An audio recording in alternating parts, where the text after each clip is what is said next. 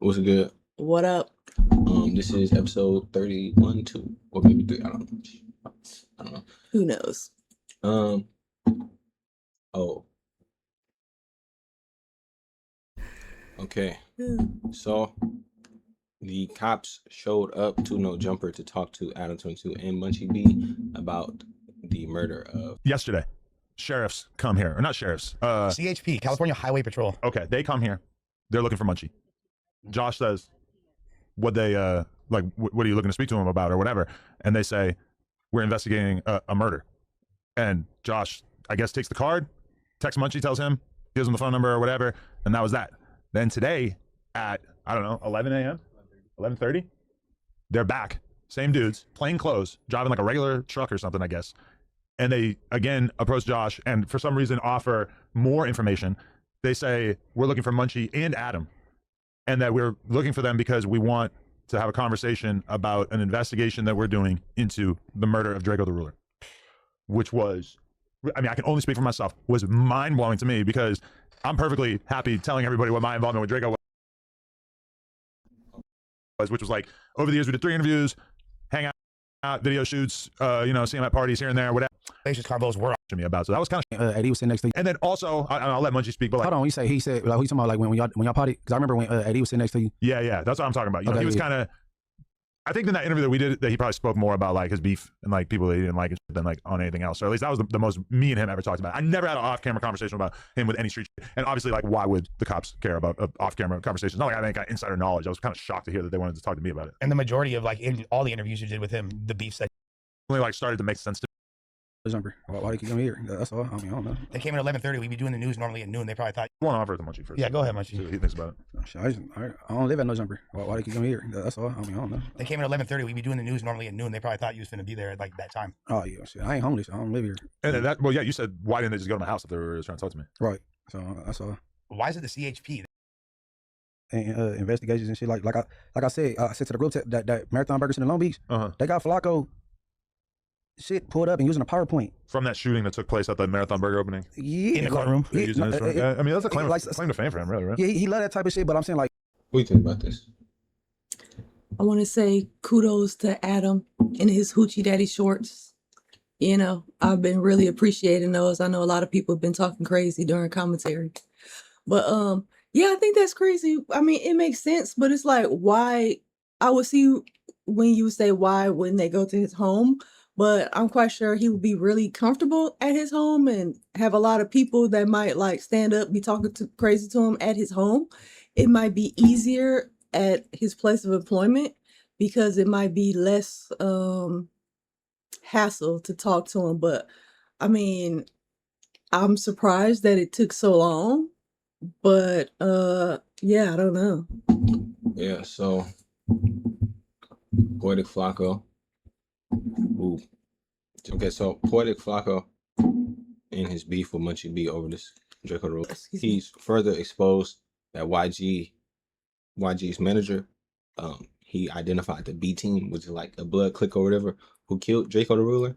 He like put it on Instagram, and the cops are looking after him and they're questioning YG, and they're trying to get, or Flacco, he's working with the cops. He says that they're gonna RICO, or he wants to get a RICO, but it's hard to get one. But they want YG, so YG is the main target, not Munchie B or whatever, but YG. So yeah, I mean it's pretty much over because they question YG. So it's looking like it's looking dark basically for Munchie B, his crew or whatever, because obviously they was the one who murdered Drakeo, obviously, but Flacco, I'm surprised. I don't know how they're not arrested. Like, I don't even know what's happening. I don't know what they're waiting on. But They take a long time sometimes. They want to make sure, because people get off with murder a lot, seems like, more surprisingly. So maybe they just want to make sure they got everything that they need. We talked to him on the phone extensively. I said, Flacco, have Spody Face call him and tell Spody Face to ask the nigga if he got any calls from the police about this Drakeo shit. If the nigga say he did, he might be clear. If he say he didn't, it might be funny. What Munchie B say? Nah, I ain't got no calls. He ain't set know. him up. You set him up. Yeah. So now When the shit happened at No Jumper, I'm watching the nigga. I'm watching how nervous he is. His lip trembling, he's shaking because in the back of his head, he know. I mean, it don't matter because I ain't running or shining away from niggas. I ain't. Now the homies from Black BPS then told him he can't come back over there. You done did too much talking. You come over here, you ain't gonna make it out of here, right? Wait a minute, slow down, Wack. Wait, you gotta unpack that slow. He can't go back to the jungle. He can't go to the jungle. Cause y'all heard what he said. I pass the whoop the bottle every week. Okay, see that we had to get to that. Now we can't walk over that. Bro, the nigga that killed Draco, I pass the bottle back and forth to him all the time. What are you talking about? So now them niggas over there is saying, I just exposed that the police been called him and he lied about the call. Now they coming up there to talk to you at No Jumper. You got caught with 2 pistols. All of a sudden we don't know where the cases is at. And guess what? You living the best life you done ever lived in your life at 35. Why wouldn't you just say, they gon' RFG, they just called me. Nigga, how you know? Okay, so basically, this whole thing is like a play from Wack. He basically set up the whole play to get Munchie B in this situation. And he's also working with Flacco, telling him information, passing it back and forth, confirming it or whatever. And yeah, so they basically, you know, and Flacco, he dropped this long video exposing, you know, Gloves, the guy, and apparently like this dude's a blood, DJ Mustard, and they're cool. And this is the guy Gloves who allegedly Flacco says passed out the knives, and this is the dude who Flacco said killed the dude. And he shows them all like clicked up together. He shows Red Bull is supposedly he shows the footage. He shows everything in this video. This is a good video. Watch it if you are interested in the topic. So, you know, honestly, I'm not from LA. I don't know Draco like this, you know, but this is for, you know, Draco fans. This is big news. Niggas out there who are, you know, blood niggas or whatever is bad news. So what do you think about the whole situation, I guess? Flacco, Wack, everything. I think that Munchie B should have been claiming that he was trolling.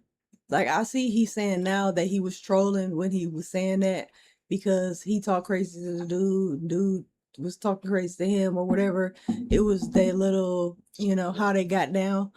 But if he was gonna so-called go with the trolling angle, as soon as if I said something like that in the heat of the moment and as soon as it hit the internet more than I thought that it would, and if that wasn't my intention, I would have right away started saying, I'm a content creator. I was trolling, you know what I'm saying? Instead of waiting all of this time, months later, when the police are looking for you now to try to take the I was trolling angle. Like, Wack said he gonna snitch. You think he gonna snitch? I don't know, because it's like, what do you do with a blind person who goes to jail? I know they don't be in regular population, do they? No, no, he's a celebrity. He probably gonna go to some special place. So, you know, I don't know. Like, would it matter if he snitched? I'm not even trying to be funny, but it's like in 2026, it doesn't. In 2026, it doesn't seem like snitching really matters. Or is that only in LA? I mean, Atlanta. And no shade, but it's like people seem to snitch. People seem to like co-sign snitching and redraw the lines. What's snitching and what's not? I don't know. But then I feel like if what he said, as far as I passed the bottle, whatever, you know, got all of this rolling, and then he tries to snitch, like, and you was the one who got the ball rolling, that's kind of foul as hell. But, you know, I don't know. Because I don't know if like, what benefits do you get holding solid? Is somebody gonna like take care of you? Is somebody taking care of the family? Is like, I don't know. Yeah.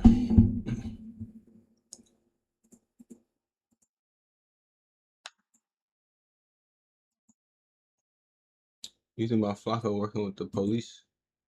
I'm not fucking surprised. We're in Northern. Fucking Flacco.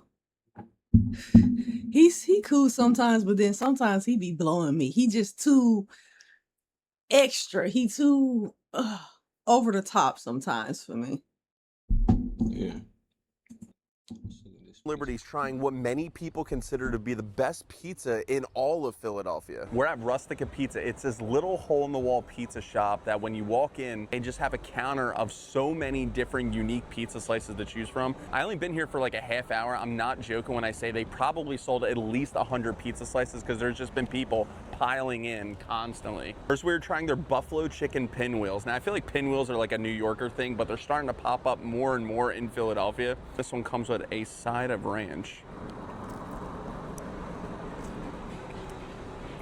I did not expect for them to have giant clumps of chicken in there. The dough is a little bit crispy. Like if you don't want a pizza slice, can't go wrong with a pinwheel. They'll always hit. Next for their honey mustard crispy chicken slice. This really isn't up my alley when it comes to pizza, but the lady up the front said that they sell a ton of these, so I had to try it out. Holy fuck. I was a doubter, but that's actually incredible. This dough is just so fresh. Chicken is just so crispy. And then honey mustard drizzled all around it on every square inch. This is actually good. I thought I was gonna hate this thing. It's actually incredible. Next for their jalapeno crispy chicken slice. I'm seeing a common theme here that they love to put chicken on their pizzas. They have giant pieces of jalapeno in here. Yeah. That is incredible. That's just simply delicious. My taste buds honestly don't know what to think about this because as soon as you take a bite, you're getting that heat from the jalapenos, but then these house-made sauces are like cooling down your tongue. It's phenomenal. Everybody comes here for their pizza slices, but supposedly the sleepers are their house-made sandwiches. I got their chicken cutlet vodka sandwich. I already got a little spot on my shirt just from holding this thing, so this might end up being a mess. Damn. They can make some awesome slices and some awesome sandwiches. That is absolutely delicious. I feel like the roll is like buttery almost. I also just found out that this place is open till 3 a.m. Like, can you imagine having a couple cold ones at the bar and then coming here and having a couple slices? 1000% be back. What do you think about this? Man, I think that shit look good as hell. I love honey mustard, and I think I would F that honey mustard pizza up. I think I would F it up.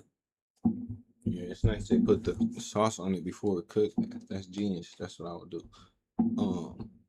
But what do you think about LeBron going to the Philadelphia 76ers? I don't know. Speaking to somebody, it really made me change the way I think because I'm thinking like he's old as hell.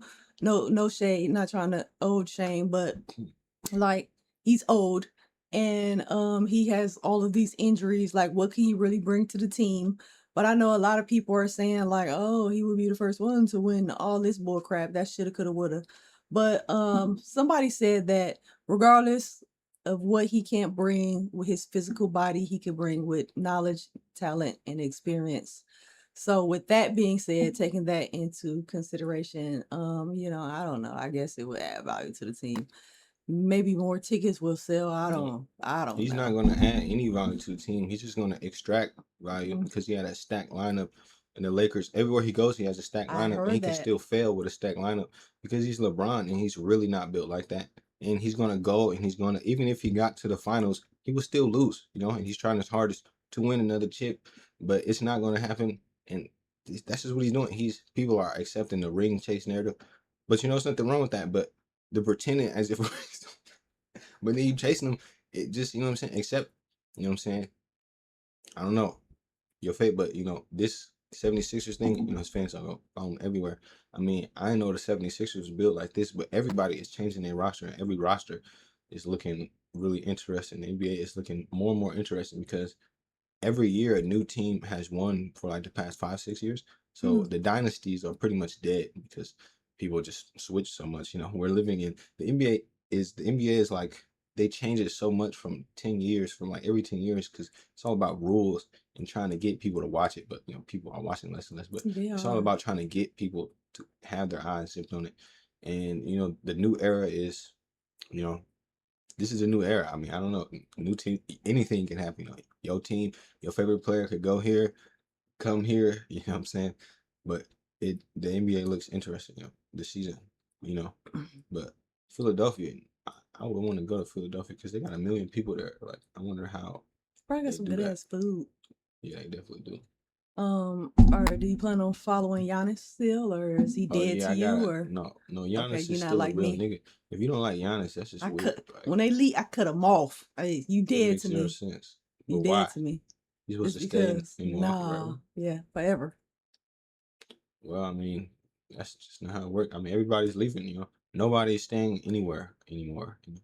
Nobody, literally. If you stay in somewhere, niggas will look at you like, I don't know, that you will be a different type of nigga. That's like odd now. Because everybody's leaving. Somebody did it though. Like I always go off of. I don't just be talking to be talking. Who did it though?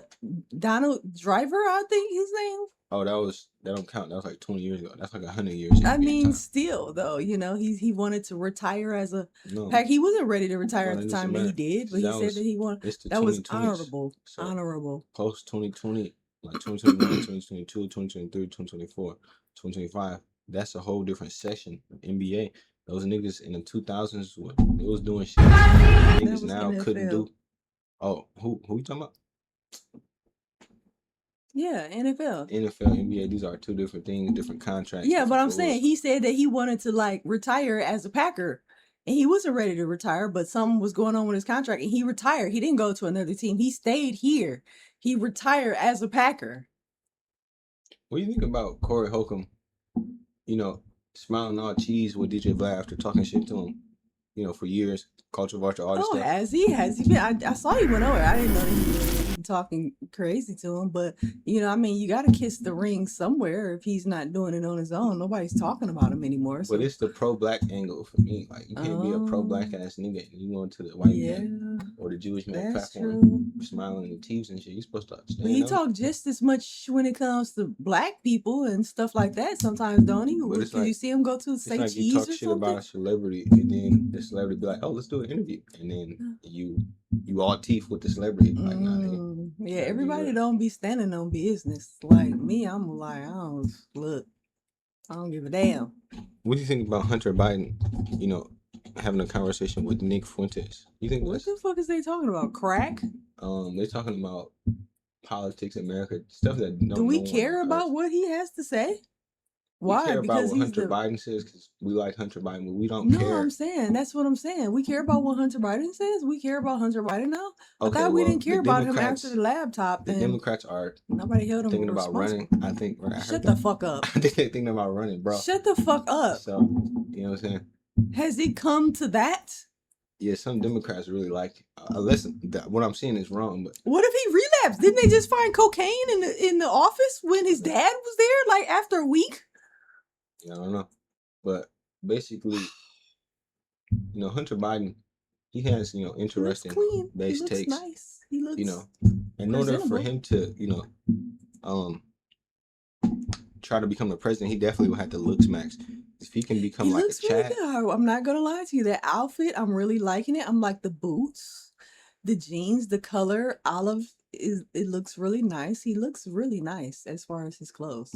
He should get on all the drugs, all the weight loss drugs, and then he should also start taking steroids, and then he just needs to look max all the way, and then he could have a shot. Choked out in the street. If he's too rugged looking, then he's never going to defeat the crackhead narrative.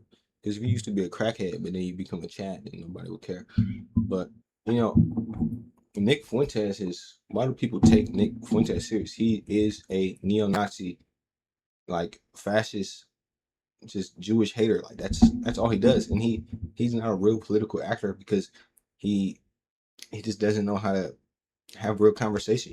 You've seen with the Pierce Morgan. When people actually confront his ideals, he don't know how to stand on them correctly. He says he's joking. He retreats.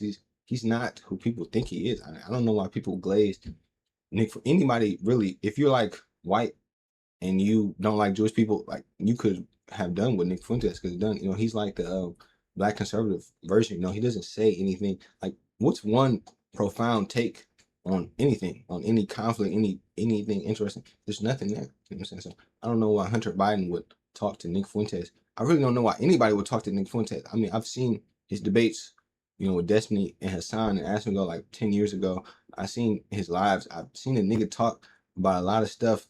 There's nothing really there. There's nothing there that's interesting. It's just, Jewish people bad, the white race, we need to take over, a bunch of conspiracy theories and BS. I mean, it's not anything interesting. I'm listening to, certain neo-Nazi people. It's like listening to like, I don't know, it's like kind of left wing with their just, views, the conspiracy theories, the victimization.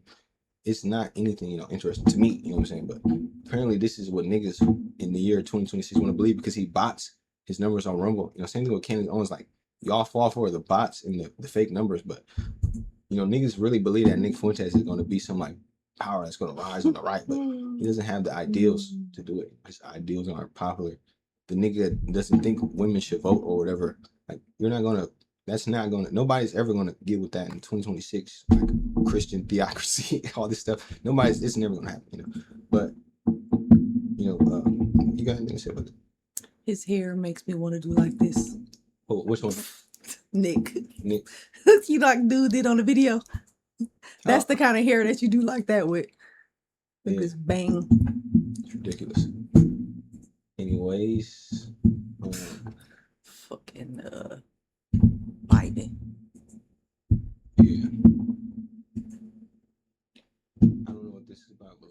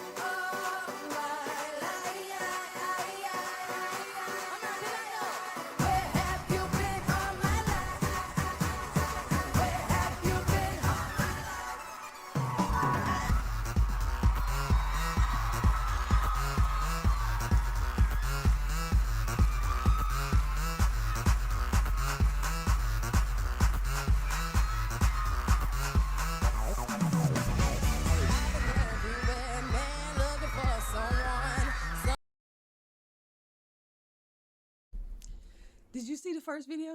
Have you seen that? no. That was Jay-Z did something and he brought her out.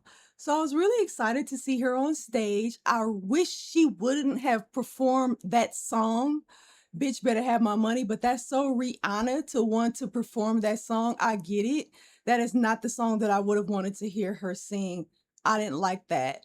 I'm not going to say much. What I'm going to say is Rihanna is a mother of 3. And I just wanted to show both of those videos to show men appreciate when women have your baby. Children, appreciate your mothers because you do not know the body and the sacrifice that we give to have these goddamn kids. And for them to be little ungrateful shits like some of them they are, you have no idea the body that we had before children, the clout that we had before children, what we gave up, like women don't always make it in childbirth. So that's off top. And I know some kids don't make it either, but when you are willing to sacrifice your body for children, I just want you to know, like, it's a real sacrifice for some women. So I just wanted to showcase that, the before and the after. And we do it with love, and it's our choice and all of that good things. But I just wanted y'all to know that women be sacrificing for them kids. They be sacrificing for them babies. That's what I had to say. Yeah, that nigga H-Hap, he should put her on the Reddit True Chat and that motherfucker Ozempic. And he should have her looks match. I mean, she ain't never, like she said, I've never been a size 10 in my whole life. She ain't used to the weight and all of that. You know what I'm saying? And I'm not saying she look bad or nothing. She have 3 kids. I think they 5 and under. So she was popping them babies out, and she love her babies. But you know what I'm saying? Like she 100% for sure got that mom bod going on, and God bless her and her kids and her family. I just wanted to show that we be sacrificing. We be sacrificing.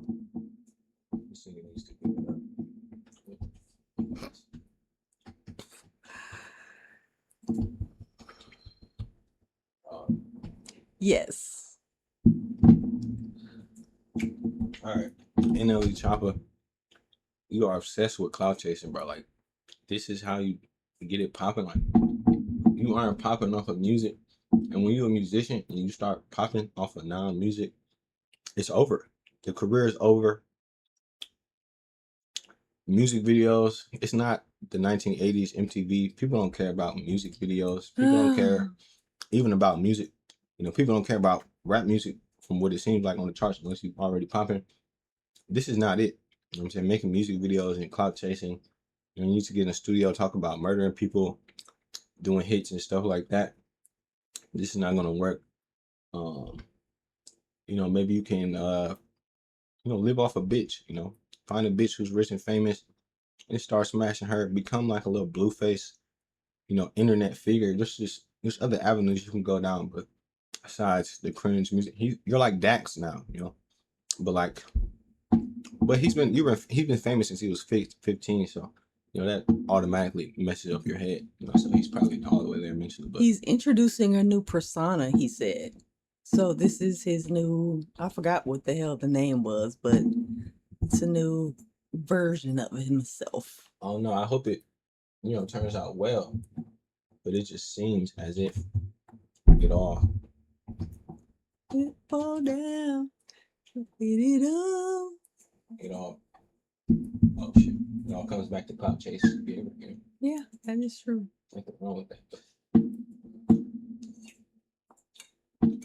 He's become a synonymous with it.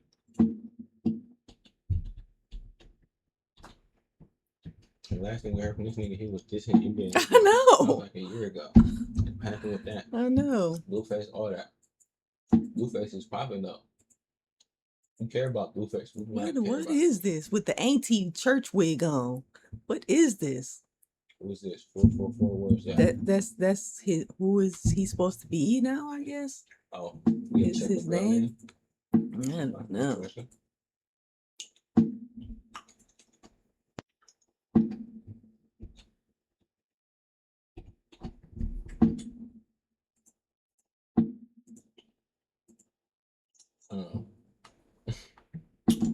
Okay, this is so retarded.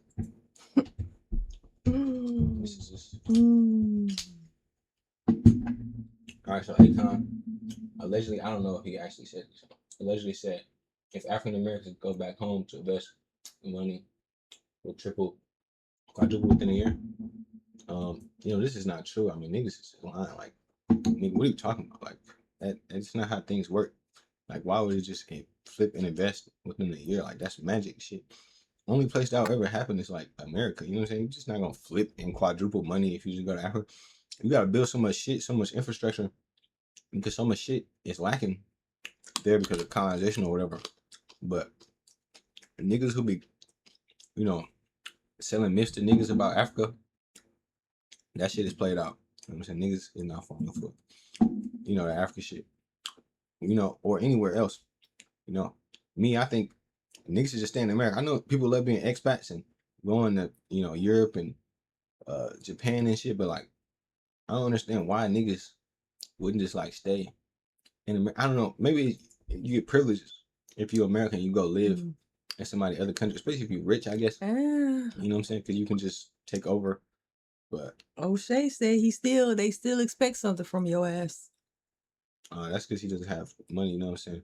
That nigga John McAfee, he went to some island in like some like shithole like little South American country. He took over the whole island.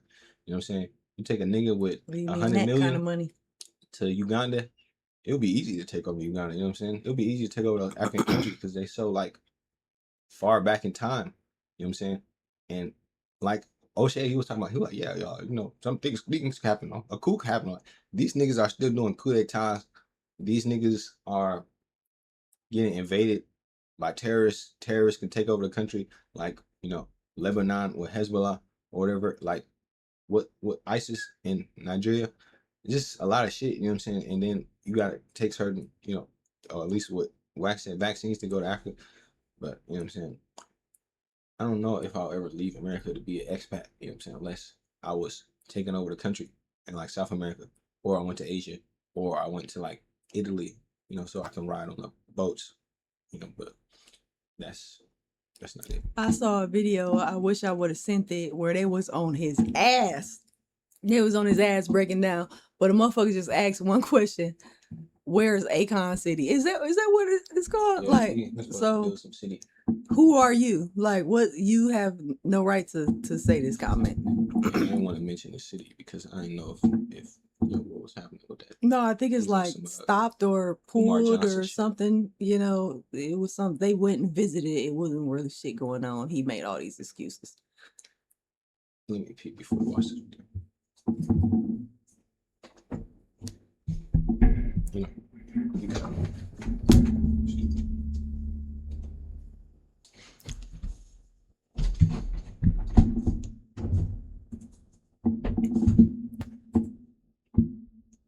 You're a diva. Why you want to be a diva? It'll take plastic dick type of gay. You're a diva. Why you want to be a diva? Why you want to be a diva? You're a demon. You need holy oil, right? You need to sit down in the holy oil. You need to go get a church bath and cleanse your body, right? I think you are confused.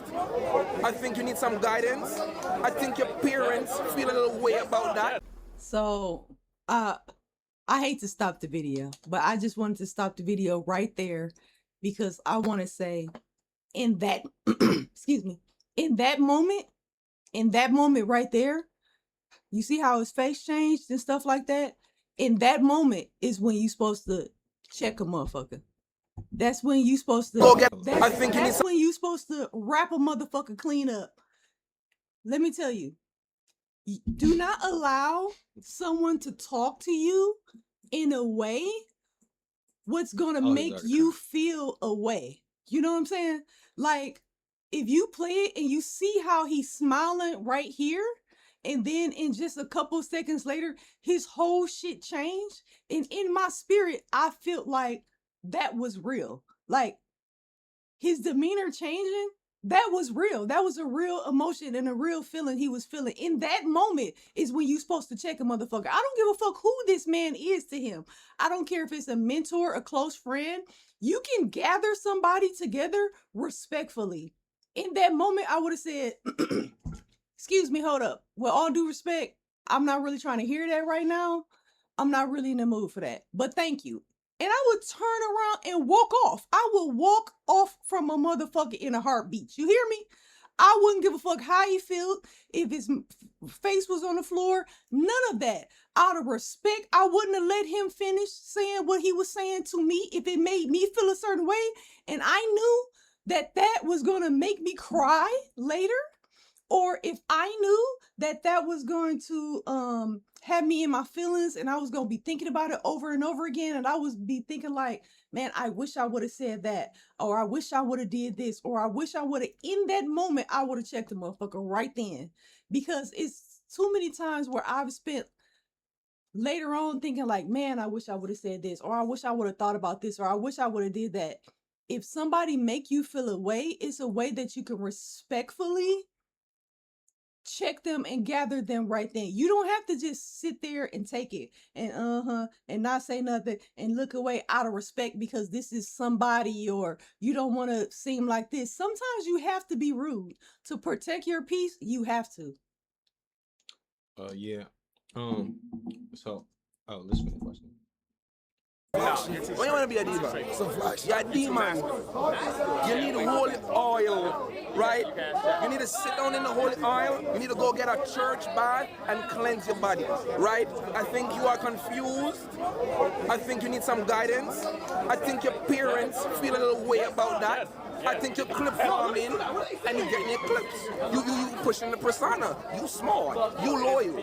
I know what you're doing. You know what you're doing. You've been at this. But you are not a diva. Diva's bent over. I don't think you're bent over. You're not the little boys in Clover. You're not Tota. You're not a diva. You are a grown man. Black Boy Max. Not Black Boy Batty. Not Black Boy R. Are you gonna tell your son that you are a diva? Daddy, what's diva? Hey, get the f out of here. That is an abomination, Max. I am not proud of you. I am proud of everything else you did. Nominations, changing the game, changing your skin to Batty Diva. Diva start with D. Diddy. What else? You know, it's like this, Max. And you know, I could speak like this because after the clips go up and they don't like me, I don't use social media no more, so I can be a crackhead for life. When you keep pushing that barrier, Max, when you keep pushing that barrier, and time passes, what happens? What next? What's the next engagement? What's the next clip? Don't lose yourself, don't sell your soul, Max. They want your soul, because you changed the game. Don't sell your soul. You know I have a soul. You know I don't hold my tongue. You know you the first person that ever subbed me up as a big streamer in my chat. You didn't mention it. You don't know how much I appreciate you. But you bigger than that. Don't forget like you for your personality. Is you crazy? You don't need to put on no persona. You broke through with music. Is you crazy? So suck my dick. They don't like you. It's like the character, but your main like you. Don't let rage bait you on your own stream. Is you crazy? You him. You're not no diva. What the f? Oh, not like that. That's not true. You putting the character too much. God, you not no diva. What the f? I'm gonna pop it because I'm not gonna get no comments today. I'm talking about I'm gonna get my because I went to SU. But I'm not no diva. You fly though, you got fire, I'll give you that. You have to dime me on that. You got fire. I'll give you that. You fly. You're not no diva.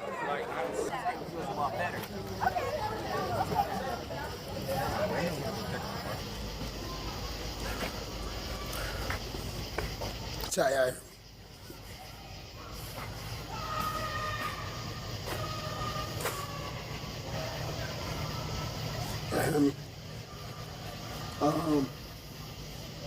I'm gonna end my stream.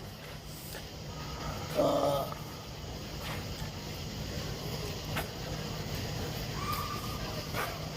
don't really want to chill. I want to just chill. I've been streaming this whole time, and I've been having a lot of fun. You know, people just really just accepting me for who I am, honestly, the whole time. So it's just felt like, damn, I felt like I enjoyed this shit again. But you know, the reason I turned the camera back on is because I want to be real with y'all. Like, that's why I started doing shit in the first place, because streaming ability, I feel like, all right, streaming, give me the ability to do that, you know? That's why I love it in the first place. I feel like I've always been able to be me. And even if they don't fuck with me, or like viewers and fans, if they, like if they, how do I explain it, hate on me or don't fuck with me, that's cool. Because at the end of the day, it's like, I don't know them. But on my own platform, it's like, damn, bro, if you fuck with me and really felt that way, why would you say on the stream in front of hundreds of niggas? You don't care about it for real. You just will know it, go viral. This is me, I'm Prince. This is me. Like, I don't give a fuck, bro. I might be a little weird, bro. I might test some shit. This whole world. I don't give a fuck. What's wrong with being gay? There's nothing wrong with that shit, bro. Y'all just whack. You're recording, and you just think how the next nigga think. You don't have your own mind, bro. That's whack. But I'm gonna be myself, regardless. None of y'all can just fuck with me.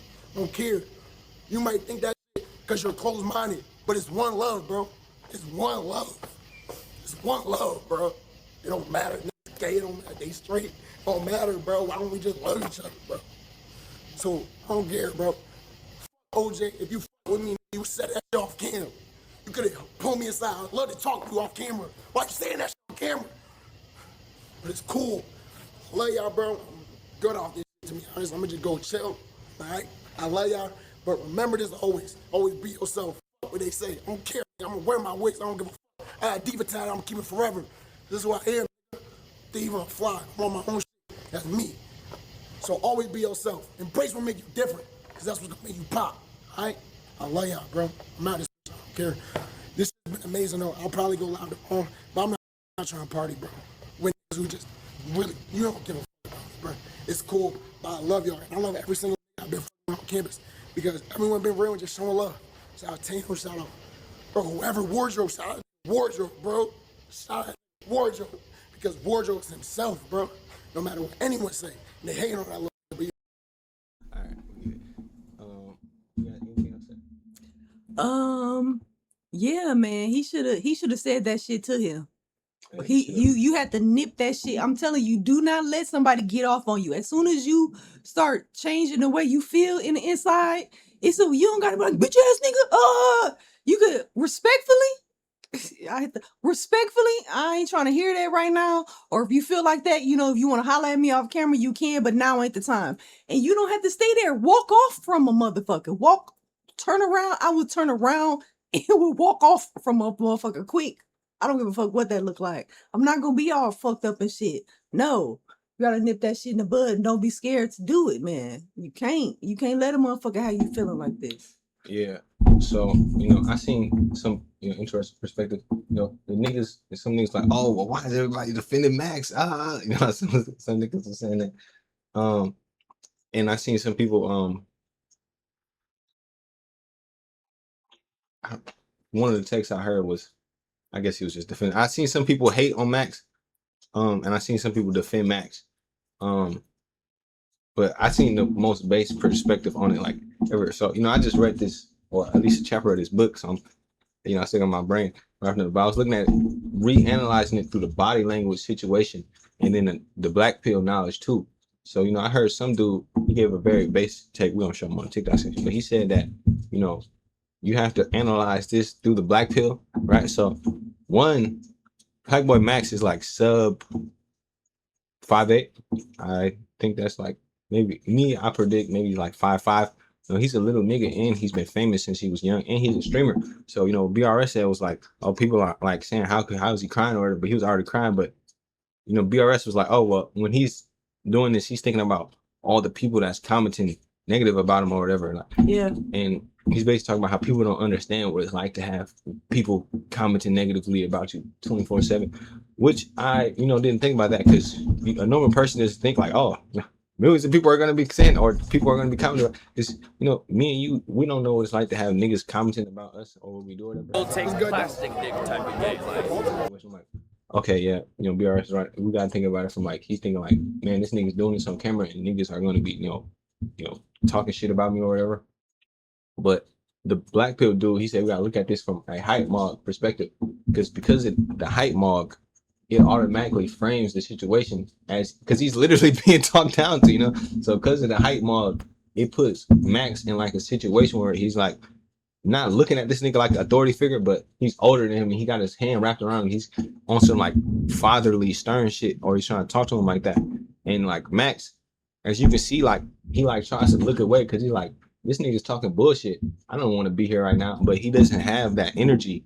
Like, it's like a fight or flight. Yeah. He went into the freeze mode. Like, he didn't fight back. He didn't say, oh, you know, me, when the nigga started talking about demon shit, that's when I think he should have instantly said something back. But the thing about Max is he's like a streamer and he's young. And as you can see with him, like, doing all that stuff. And this nigga, you know, I mean, those who don't know, this nigga is definitely not, you know, I wouldn't classify this nigga as straight at all, you know what I'm saying? But, you know, he is forming his identity like in real time via him being famous since he was 17, I think. And it's been that way. It's not like this. He just popped out the box like this. He was never a straight nigga. Like, I don't think he's always been doing extremely zesty stuff, like natural. Like, he was just naturally doing gay shit on some Aiden Ross type shit. But like, also, you know, he's thinking about it, or from a black perspective, because, you know, from a black perspective, you know, when you black and you do stuff, it's, you know, it's more hate towards you or whatever. Because Aiden Ross is doing the same thing and it wasn't really equal. But he wants to like say something, but he can't say something because he hasn't been placed in this situation like in real life where somebody's attacking him for that, for his diva tattoo or his expression or whatever.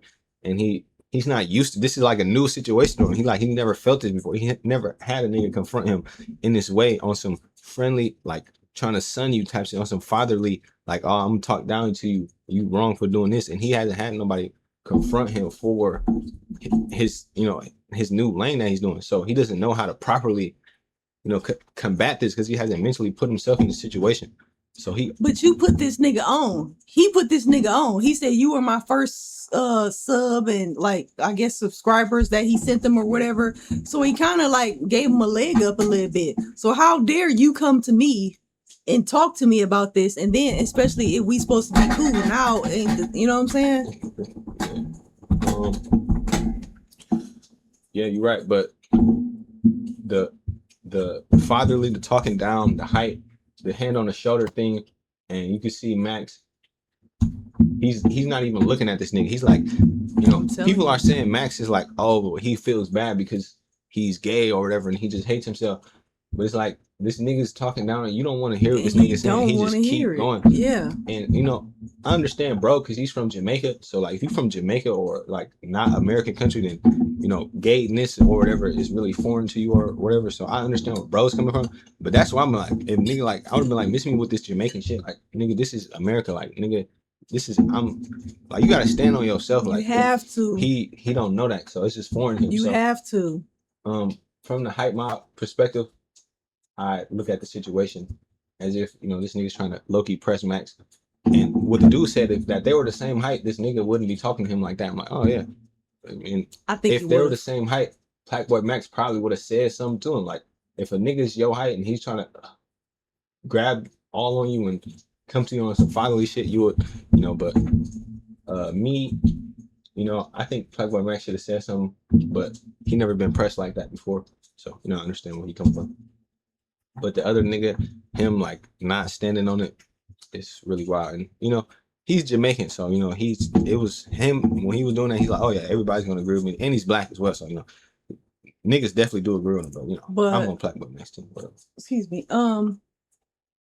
Even if I'm gonna say this, even if you are not strong enough, because I know a lot of people.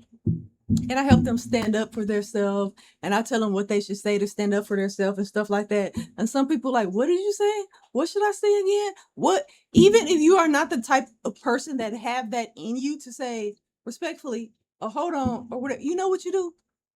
Walk the fuck off. He did not have to stand there and take that shit. Even though dude had his arm on him and shit like that, I did a spin move on him and I just clean walked off. What are you gonna do? Chase after me? I'm not even gonna run off. I'm gonna turn around and walk off. You don't have to say a word. Turn around and walk the fuck off. Somebody is going to get the message. If not, and they start turning around, walking behind you, then that's when you say, hold on. Now ain't the time for that. Holla at me off stream or whatever. But if you don't have it in you, turn around and walk the fuck off. You do not have to take somebody making you feel that way. And that's anybody. It's not just the Playboy Max or whatever the case may be. Do not allow anybody to make you feel. I saw when his stomach, fucking dropped. I saw that. And I'm like, nah. I didn't even finish watching the video on my own. I was triggered. I fast forward because I wanted to see what happened and what it ended. And I seen him off crying. You know what I'm saying? And that triggered me. I couldn't watch it because I'm the type, goddamn it, what's not supposed to happen is you not supposed to make me feel away. That's what's not supposed to happen. No. Oh, so basically Flacco, he's been doing live streams where he's been popping it at the No Jumper host. I mean, the No Jumper hosts are bum ass niggas. Like, what are y'all talking about? Like, y'all can't fuck with Flacco. Like, Flacco is rich. Like, he's a rich nigga and he's made money. He edits everything himself. He does everything himself. He started like, nigga, I seen where that nigga started in 2022. He had nothing. Nobody was watching his shit. Nigga, I subscribed to that nigga when he had no viewers, when he went on Axe stream that one time, and nobody respected this nigga at No Jumper. Nobody, they used to bully that nigga. They used to lush one that or doughboy that nigga, laugh at that nigga, talk about his name, stutter, all that. You know what I'm saying? And he made something of himself from No Jumper, who nobody else has done. Nobody from No Jumper has ever popped like that. Those niggas on Back on Fig have never popped. Nobody from No Jumper has popped. The nigga has popped harder than No Jumper. And he is bigger than No Jumper. He doesn't need No Jumper. He could start his own No Jumper. No Jumper is, what are y'all talking about? Like, y'all hosts, I don't know what's wrong with y'all niggas. Y'all niggas can't even intellectually mess with Flacco. And Flacco switches back and forth, but like, have you seen what he's doing with this Chud the Builder, Nolan Wells shit? I don't pay attention to that shit, but niggas have a voice for him talking about politics, him talking about game thing. The nigga is like this. You know what I'm saying? What are you niggas talking about? Nobody at No Jumper can fuck with Flacco. No Jumper can't fuck with Flacco. Adam can't fuck with Flacco. Adam lives whenever even touch. You seen this nigga Flacco? He's doing a live thing. This nigga Flacco, this nigga exposed murders. He exposed Dolph murder. He exposed the nigga who killed Takeoff. These little point and shoot moose, man, these niggas are nothing. You know what I'm saying? Compared to Flacco. And I don't even like Flacco right now. You know, I do like that he's what he's doing. He's working with the cops and he's getting niggas behind bars. I like that, but I don't even care about his takes like that. But you know, he's popping at y'all niggas because he's really that nigga. Like, let's be for real. I want to say that you really be on top of people before motherfuckers get to popping. Like the people who I see you watch way before other people. Like I've been seeing you watch No Jumper way before the No Jumper universe start developing. I've been seeing you watching Clavicular before he blew up. Like I see you watch so many people before everybody else gets to taking off on them. It'd be so amazing to me because I just be seeing you watch the shit. And then a couple years later when people blow up and everybody be on it, I'd be like, you been on this. Like it's just so funny to me. Yeah, but so basically Flacco calls and he like screams at Munchie for like 10 minutes. 19 months. That's was wild. Basically, Aiden Underground, he talks about when you are friends with somebody and then you stop becoming friends with somebody, and then they say, during our friendship, this person did XYZ. And now after the friendship, they're telling you this thing that they did is bad. Aiden says you should automatically throw that out because if this thing was so bad while you're doing it, then you should have missed it. So if Flacco got caught with an underage girl and you knew about this the whole time and you're supposed to be a blood or whatever, and you're supposed to be this gang member, why were you calling that nigga, passing information back and forth to that nigga to the point where that nigga tricked you? That nigga he's running a play on you. He's been running a play on you from the start, nigga. This whole thing, I think Flacco, he's such an evil nigga because he's tied in with Wack. He's probably been trying to get you from the start because this nigga wants the clout from being the one who exposed Drakeo the Ruler murder, just like he exposed Young Dolph, just like he exposed Takeoff murder. This is his thing, you know what I'm saying? And like, if this was true, then you should have said something before. Why would you hold on to this information and then put it out at the last moment after he exposed?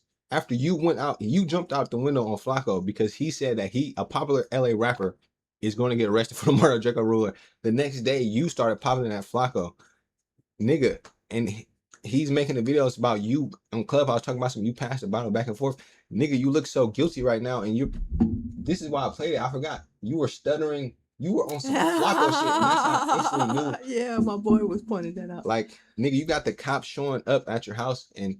Like Wack said, nigga, you should left. Nigga, you should leave LA, hit the road, but you can't hit the road. But nigga, things are looking so bad for you. Why are you still podcasting? Like, it's either Flacco is lying and these niggas are not after you, or these niggas are really after you. They really called you. They really tapped in. You really work for the grid program or whatever, and these niggas know who you are. And nigga, you should leave, nigga. It's looking bad for you, but let me call. No, bro. Bro, you gotta let Munchie respond. Hey, bro, you not about to do a mic drop, bro. I want her to find happiness. Hold on. Okay, come up, Josh. I mean, no, this is their like third grade, like elementary, like reverse psychology is not gonna work. Listen, bro, Adam see me Work on who? like destroying you bum ass niggas, and that's not a slight at Adam. Like Adam knows y'all are bum ass niggas. So like for y'all to say, oh my God, Adam, why do you still fuck with Flacco when he be calling us bum ass niggas? Flacco, hold on. When you say bum ass niggas, you talking about Rios too? No. Hey, hold on. Hey, Flacco already told me yesterday he wasn't talking about me. He already told me he wasn't talking about me. Hold on. What do 99? Yo, Lush. I don't see. That was petty as hell. It's this thing that happens. I don't know why. Listen, Flacco. Listen, Lush. Adam, he respects Flacco because Flacco has numbers, he has clouds, and he has money. That's why he respects him now. He didn't respect him last year. He didn't respect him 2 years. Adam sees, oh, this nigga's a big dog. This nigga is doing bigger shit than me. a year or two ago, he was like, I don't know if we really need Flacco on the platform. Now he's like, yeah, Flacco's still part of No Jumper. You know why? Because he knows that Flacco is the big dog, and that he, like, I'm telling you, Flacco, you can surpass No Jumper. You just don't want to hire nobody. Yeah. You work everything. You have whack. You better put his sister on the payroll. Exactly. You don't need No Jumper. Like, but whatever. You see what 607 Unc is doing? 607 Unc is literally taking the No Jumper universe and making his own universe. 607 Unc, please change your smoke detector battery. Please change the battery in your goddamn smoke detector. 607 Unc, please. Yeah, it's crazy, but yeah, he is though. He is. Adam respects Flacco now because he sees Flacco left my platform and he's done bigger things. When Flacco first left, Adam was talking shit. Adam is not like a real human. Like he's like a lizard or something. You know what I'm saying? He respects Wack to some degree. He respects Vlad. He doesn't respect none of these niggas. He doesn't respect Lush. He doesn't respect you. He doesn't respect you. Lush. Flacco, no disrespect to you, Lush. Flacco remembers all of those times when you and those other niggas were bullying him, laughing at him, etc. That nigga does not like you, bro. He does not like you, does not respect you. And that's why every time when you two podcast together, he tries his hardest to disrespect you in the smallest, most subtle ways, and you know it, and you called it out multiple times, and you know that Flacco has a slight little grudge against you because he know that he can say shit about you because he wants you to be the punching bag of No Jumper. You know what I'm saying? New punching bag instead of him. Yeah, exactly. He wants you on that mustache. He is talking about you. He thinks you are a bum ass nigga, but Flacco is the type of nigga to say something and then when he gets on the phone to you, say something else because he's he's more hard in his mind than he is in real life because he is 5'2". He is very fat. You know what I'm saying? He's really not built like that. How he tries to pretend. Niggas know who the bum ass niggas are. For example, okay, the bum ass nigga is the nigga who done quit 2 times and then came crawling back every time. That's the bum ass nigga, right? Right. All right, can we take turns? The bum ass nigga is the nigga who said he got morals, so it's fuck No Jumper, but then came back every time. That's the bum ass nigga. But again, though, okay, Adam has taken. Hey, hold on. Hey, hold on. We're gonna let Munchie talk. Hold on. Radio. Man, I can't just drop him out. Hold on, we gotta give Munchie a chance to respond. No, bro. You gotta let Munchie respond. Hey, bro, you're not about to do a mic drop, bro. I just just turn him down. All right, shut the fuck up. All right, look. I know what 99.9 mean. Okay, who got a 3rd grade education? I don't know. Don't get the tattoos fucked up. For 3, I got to No Jumper through this third hot dude. Yeah. Shit. I didn't ask that. He sought me out. Oh, Flacco brought you over? Right. I never asked to be on No Jumper. He did, and he insisted. Right. Adam was cool off the Munchie thing because his friendship with Drakeo, and I was being disrespectful at the time. And you know what I'm saying? And he came to back. So okay, crawling back. I never crawled back anywhere. Yeah, we never even really went through it like that. You know, it's like, and it's not like Munchie was begging.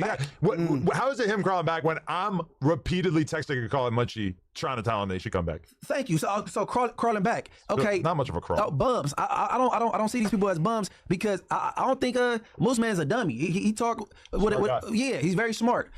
Moose Man, he didn't settle on. I mean, not Moose Man, Doughboy, didn't settle on in. He's straight.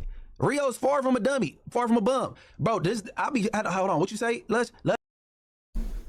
You think he's black? Of course not. What? Oh. Yeah, I saw that. He talking about call him and ask him. Like, come on. Of course he's not black. I don't even know who would even confuse him as being black. In New York, right? That's what Adam said. Ad said because they got so much Dominicans and so much Hispanics that look Hispanic and black or whatever, like look real like brown skin or whatever. But in LA, will he be considered black? Or I think he would be considered black. Right? I don't think so. Do they not have like Indians in LA? I don't know, but maybe the race is not. It's more specific. Like, oh, you look a little black, then you black because the race thing is different than.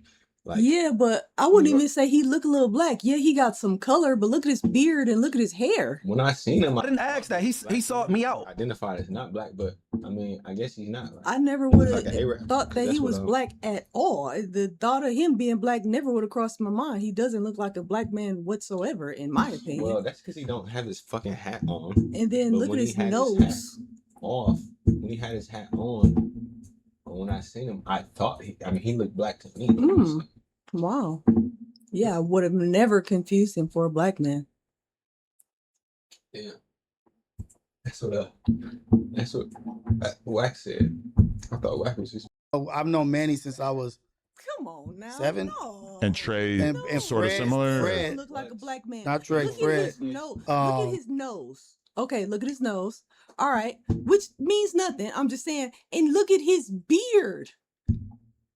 Yeah, but Him and Adam Beard look exactly the same. His shit don't look like Rick Ross. His shit don't look like Poetic Flacco. You know who got a black beard? Fucking what's his name? Fucking Traploid Ross. I would just assume that he was light skinned. No, even with the color, even with his color, black. how his color has that golden tint to him, I would think that he was Hispanic, Dominican. I would not have thought that he was a black man. Or a quarter breed. I would call him outside the race before I would call him mixed with any black. Okay. In my opinion. But I guess you gotta like know to know, I guess, maybe. I don't know. And maybe he is black. I'm just assuming. No, I don't Dominican. look at I didn't think so at all whatsoever. He wasn't black. I didn't think so. But he did look black. You know what I'm saying? I could have seen him as being like a light skinned nigga, especially with the hat on, but he's Dominican. But he identifies as black though. Yeah. No, his friendship with Drakeo, and I was being disrespectful at the time. And you know what I'm saying? And he came to back. So, okay, crawling back. I never crawled back anywhere. Yeah, we never even really went through it like that. You know, it's like, and it's not like Munchie was begging. How is it him crawling back when I'm repeatedly texting and calling Munchie trying to tell him they should come back? Thank you. So crawling back. Okay, not much of a crawl. Bums. I don't see these people as bums because I don't think Moose Man's a dummy. He talk. Yeah, he's very smart. Moose Man, he done settled on. I mean, not Moose Man, Doughboy, done settled on in. He's very. Cool. Man, you better get out of here. Converse, quit playing. That was the first thing I noticed as soon as the screen popped up. Quit playing with me. Converse. I'm sorry. But this, maybe it's like, you don't notice, but you know that Jordans are not cool anymore, right? Like Jordans have lost all aura. I don't give a damn about what's going on with what's cool or not, but I don't, in what world? Because Jordans still release, and Jordans still bang. Apparently, like, for the new niggas, like, if you wear Jordans, that show that you're not in the fashion, that you don't have drip. You're supposed to wear like new, more expensive shoes. Who's saying this? ASAP Rocky? No, niggas who are into fashion, people who care about fashion. You can't be. They saying you can't be a fashionist. You can't be a fashion person, and you can't be into fashion and wear Jordans. Question: is looking fly and having fashion two different things? No. Oh, that's the same thing. It's like a field of expression that it's like collective mind. Where everybody who's into fashion, they delude themselves to believing that, you know. Because fashion is not really like an art, or it's not important, it's not necessary. It's not like music where it's like, you know, sensational. Fashion is dependent on the culture, society, and time. You know what I'm saying? What was hot now isn't the same as hot 20 years ago. So niggas, it's like a collective idea of fashion. And in that collective idea, niggas mold their brains to it. So, you know, if this is cool, then niggas wear it. You know what I'm saying? Like when, I don't know, Supreme, or you know what I'm saying? Like, so it's just about the consensus of what is supposed to be hot according to, like, it's like I think it's like a large mythos. Fall in the box, so I don't care. You know, I go with what the opposite is, and me just being me gonna make it fly. That's just how I feel. Oh, but this will fall out the box to like a Gen Z banging, a Gen Z fashion head. Oh, like sneaker head, right? You can wear any pair of shoes, but niggas who are in the shoes will look at you if you wearing like, what shoes are you not supposed to wear? Like dad shoes, wearing like nameless brands. You know what I'm saying? Okay, I'm a sneakerhead. You know that, and that's why I noticed those shoes right away. Or does it not count because I'm old? Oh, thank God you immediately picked up on it. Yes, it doesn't count because you are old. Why? Does that mean I don't know about shoes because I'm old? It doesn't mean you don't know about Gen Z fashion my culture. Fashion doesn't matter because I'm old. No, but I'm saying to a Gen Z person who's in the fashion culture, even me, I'm not in the fashion culture, but if I seen a nigga wearing Converse, I would look down on him. You know what I'm saying? It's like equal to wearing Vans or something. Because Converse is really out of time. No, they're like, they got some really fly Converse. And don't you know when you go to the site, you can create your own. These are Unk shoes. That's what I would think. I'm like, why You can create your own style of Converse. Do you know that, right? You can like build the whole shoe, like Build-A-Bear. I feel like Converse is kind of like, I seen a nigga with like Converse will be like seeing a nigga with like a Walkman or something. You know what I'm saying? But then people have like, they were talking that about like the black Air Force Ones, and I was still wearing those. Yeah. But if Converse made a rebound, that would be phenomenal. As far as I wouldn't even. I didn't think that they were out. Do you know how many compliments I get when I wear my Converse? You know what? Because Rick Owens, he like stole Converse and he just recreated. Did you know that? Who is that? There's some guy, some like fashion designer who people apparently care about. You know, fashion. I don't respect fashion. I respect dance more than fashion because fashion, it all looks pathetic. My Converse are banging. I have some turquoise blue, amazing Converse, and I have some Scooby-Doo limited edition. Okay. I was going for the glow in the dark, but they never restocked. Something's wrong with this image. It's like all the way to the right for some reason. Not. You see, I don't. You know what this is about? Okay. Whatever. My boy look like Krampus. This is Rick Owens. The demon who steals kids for this is how Christmas. Dresses. Yeah, they are. Doesn't this show that fashion is not to be respected? The fact that no, but I couldn't. Don't get me wrong. First of all, I'm not paying $700 for that. But I will rock the fuck out of those shoes. I will have some white capris. Rick Owens, you know, I might walk Rick Owens. You know? White capris and a black little. Man, I will rock those shoes. Yo, Rick Owens, if you watching this, I respect you. You know what I'm saying? Let me walk in your shows or whatever. But as far as the fashion, see, this is why I say I don't know anything about fashion because this is drip. This is hard. To Kanye? No, to Playboy. Yes. The Kanye to Playboy Cardi. Okay, to those type because you don't see stuff like this off the This is how runway. BRS dresses. I can see his ass dressed like that, but does he dress like that on a regular basis, or he's dressed like that for a photo shoot? No. No, he I can see him. Like I can see him dressed like that. I can see that. People my age, like this is what they do. Like if you're not spending like thousands of dollars on clothes, like you don't have drip. You're not in the fashion. And then what? And then you be like MC Hammer. You be like who's the Fetty Wap, the one who went back like to J. Cole. Trap House? You're not supposed to, but what do you think about his outfits? I don't think they suck ass. Some of them are decent, but most of them are not, in my opinion. I think he called it Ramones. Do you know that? Yeah, okay, whatever. I fucking hate it because now when you say Ramones, fucking retarded Gen Z people think you're talking about shoes. It's like, why does she do this? Me, I really don't like my generation though. Yeah, I know. I don't really like it at all. You outside the generation. I think we need a redo. Maybe I can reset it. Restart it, give it a new name. An egg. A catfish will come to eat it and replace it with her own egg. When the fish lays an egg, a catfish will come to eat it and replace it with her own egg in the process. To protect her babies, the fish will scoop them all up in her mouth, unintentionally sucking the catfish egg too. And since the catfish hatches way faster, it eats the other eggs inside before they can even hatch. Then it'll stay with the mother, who can't tell the difference and raises it like her own child, until it's ready to swim away and repeat the cycle. You think about that? Diabolical. It's pretty based, isn't it? Yeah, it is. So you just shit out one egg at a time? No, it's a fish parasite. Yeah, I Can you know, believe it's that? crazy. A fish parasite? Wow. Right? Yeah. That's where the name catfish come from. I'm like, oh, is that where the name catfish? If we make Erling Haaland's skin darker, Makes sense. This is the funniest thing I've ever seen. This guy is really great. He does a lot of stuff on Looks Max. Because the Looks Max and Blackpill is all true. Yeah, that's true though.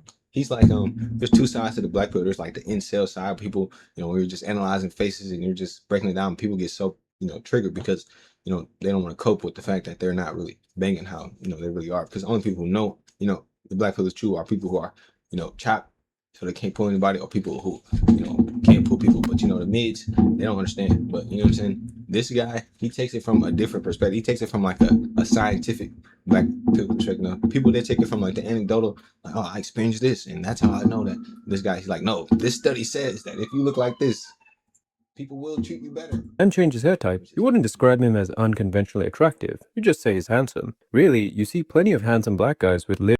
This guy, the white guy, is real, and the black dude is what he look like if he was black. Make Erling Haaland's skin darker and change his hair type, you wouldn't describe him as unconventionally attractive. You just say he's handsome. Really, you see plenty of handsome black guys with lips this full and an aloe base that's this wide. The reason people say Erling Haaland is quote-unquote unconventionally attractive is just that it's an unconventional combination. Your brain isn't used to seeing those particular traits on someone this pale. Usually, white people have pretty narrow aloe bases and generally thinner lips. Haaland is an exception, and so he stands out. And that's why tons of women are describing him as unconventionally attractive. They're just not used to seeing these traits combined. Add to this his extremely robust brow ridge, his extremely unusual hairstyle, and his enormous wiry frame, and the moniker of striking Viking starts to fit quite well. If you want us to analyze your face, click the link in bio at Coots.com. Bro has to be Eastern European. What do you think about that? Bro's face is wrong, according to his race. I can see that because I do not find him attractive whatsoever at all. But if he was black, he did. Yeah, I did notice the difference. So if you send his picture and he could tell you what you would look like in a different race. No, people analyze your face according to what it should be based on your race. It's like each race has a specific standard. What do you do for biracials? They will fit into the biracial standard. It's a standard specifically for half-breeds. That is very interesting. Yeah. But according to looks max, people being mixed is a plus because they say that they say that being mixed is like, it's like racial roulette, meaning that the genes of different races could mix in a way where the features like positively. Well, you could get the best of both worlds, or you could get the worst of both worlds. Or like the genes could mix in a way where they negatively impact. You know what I'm saying? So you can like, how do I say it? I don't even know. You can like pop out with like light skin, and you can be looking like bro, like you'll have like humongous lips and a small nose or something, or thin lips, and you know what I'm saying, like for certain mixed up. Races, the features specific to the race when they come into one could go badly, but they say it is a positive ultimately because all right, so this might be the mixed black pill, but so basically like what I heard from different like there's studies and then there's like dating apps or whatever, but from the little that I heard is that if you are like mixed race or whatever, like certain things like as far as your genes for like health or whatever, it's like more of a positive. So it's like better to be not one solo mono race as far as genetics, but then it's also if you are mixed, like I'll say this, it's like as far as attractiveness, it goes up. No. Okay, if it's like standards, it's like here, and it's like 1, 2, 3, 4, 5, 7, 9, 10. There's certain people of the 10s, 9s, 8s, or whatever, they will be mixed. Not all. I'm saying that you can't be like a 9 or a 10 and be monoracial, but the people who are like really banging like that, okay, I see what they you're will saying. follow a non-monoracial trend, whether it be white, Asian, white, Hispanic, black, Hispanic, you know what I'm saying, whatever. The upper echelon, or at least from some stuff I said, will be people who are not, I don't know, full or whatever. Race. You know what I'm saying? But yeah, but you will also have to be judged if you are mixed by a mixed standard. You literally can't be judged. So it might change. So if you have black or you have white, if somebody were to analyze your face, you can't be on the black side because there's certain things that if you're black, like your nose, your lips, certain things that is, it's certain things like black people we can't do, like because our lips are literally too big. So certain tests that you won't be able to run on our side profile, etc. There's certain things that like your nose, if you're black, if it's wider, it won't negatively impact versus if you're not. But if you're mixed, you will have to hit that thing, and it depends. Different ones, it's different ones, but yeah. That's crazy because it's like I know a lot of black people with super duper thin lips. Like Crystal, she don't got no lips at all. Yeah. She don't got. That would actually be a negative. It's if a you lot were black of, and you had thin lips. Like, it's a lot of stuff that she don't fall into. Yeah, which is crazy how that works. It is. It is. is. You got thin lips. It's not you to be like that's less attractive. They all have thin lips on her side. Yeah. So even the most attractive black no ass, models, they ass all have flat big as lips, pancakes. even if they it's do sad. have like never knows. You know what I'm saying? But I think this might be all YouTube.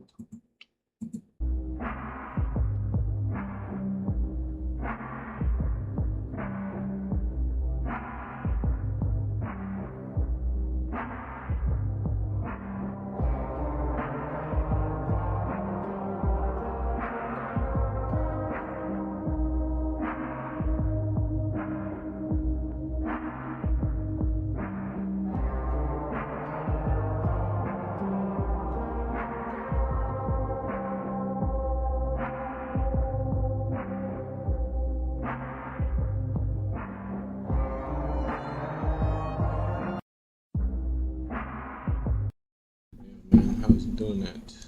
Yeah, so my number one question always is, one, is that real? And then two, I wanted to know what you thought about it because you always be so hard on dancers sometimes. So Oh no, that was real, but yeah, it was all right. You know what I'm saying? How he was moving his legs on some Michael Jackson shit. You know what I'm saying? It's like an optical illusion. You know. So that I guess end part, I thought that you would really like that end part when he was holding on to the thing right there. it's more, you know what I'm saying? This is different from dancing though. You know what I'm saying? This is a lot more like visual, you know, performance art. You know, this is like I can see that. Okay. Is this boy dancing? was- You know what I'm saying? yeah, I would consider that dancing. This is I see performance what you're expression. saying. I see what you're saying though. I could see I don't that. know. Is music required in order for something to be dance, you think? Or some sort of rhythm? No, I don't think so. Because you can have a melody in your mind. That says yes, because you're thinking about the melody in your mind. Oh, So you okay. are Well, using I music. thought you meant like hearing it. Okay. Doesn't mean like necessary. Okay.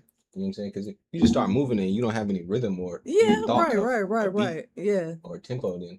But no, if this is dancing, then yeah, this nigga's going crazy. Okay.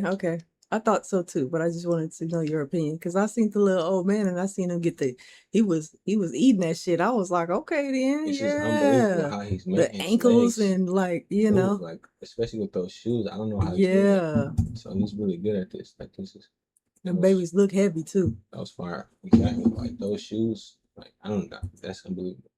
No, you gotta 22 grand on a spent 22 grand on a hooker, brought her home and that bitch had a dick.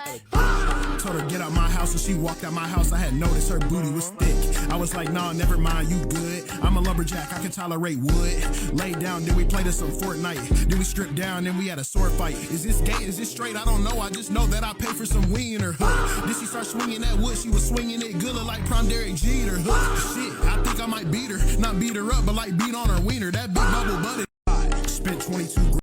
It's so funny. It's like that YG song. I thought that was funny too. You know, YG had made a song like this. No, I didn't. I liked how they kept dancing and it was like, but they just kept dancing to it. Like, fuck it, you know, that's 2026, you know what I'm saying? You just gotta just go with the flow and accept some shit. You know, you don't necessarily have to have personal shit in your life, but you know, you can't just be wagging your finger at everything that the fuck you see online. Yeah. Listen up. I see everybody talking about, yo, if the United States was to split like this and went to war, who's winning? A, B, C, or D? Pause. First of all, when it come right here to the B side, we are the United fucking States. We don't give a fuck about anything else. Let me tell y'all. What? This is what niggas No, hold on. No, off of I Detroit. just want to hear it. But what I was gonna say was, I was thrown off when I seen this. When I seen this split, I said, "Oh, hold on. Damn, man." I was thinking about like Cali, but then I was thinking, "Hold on, Cali, motherfuckers, hold on." Yeah, you know, I thought I got worried for a quick second, and then he broke it down. Chicago and New York alone, we will fuck the world up. And then I'm gonna keep it a whole stack. The X factor out of all of this will really be my Jersey niggas. I don't know why y'all, what the fuck? Think about this shit. A Utah can't do shit with us? Off of Chicago.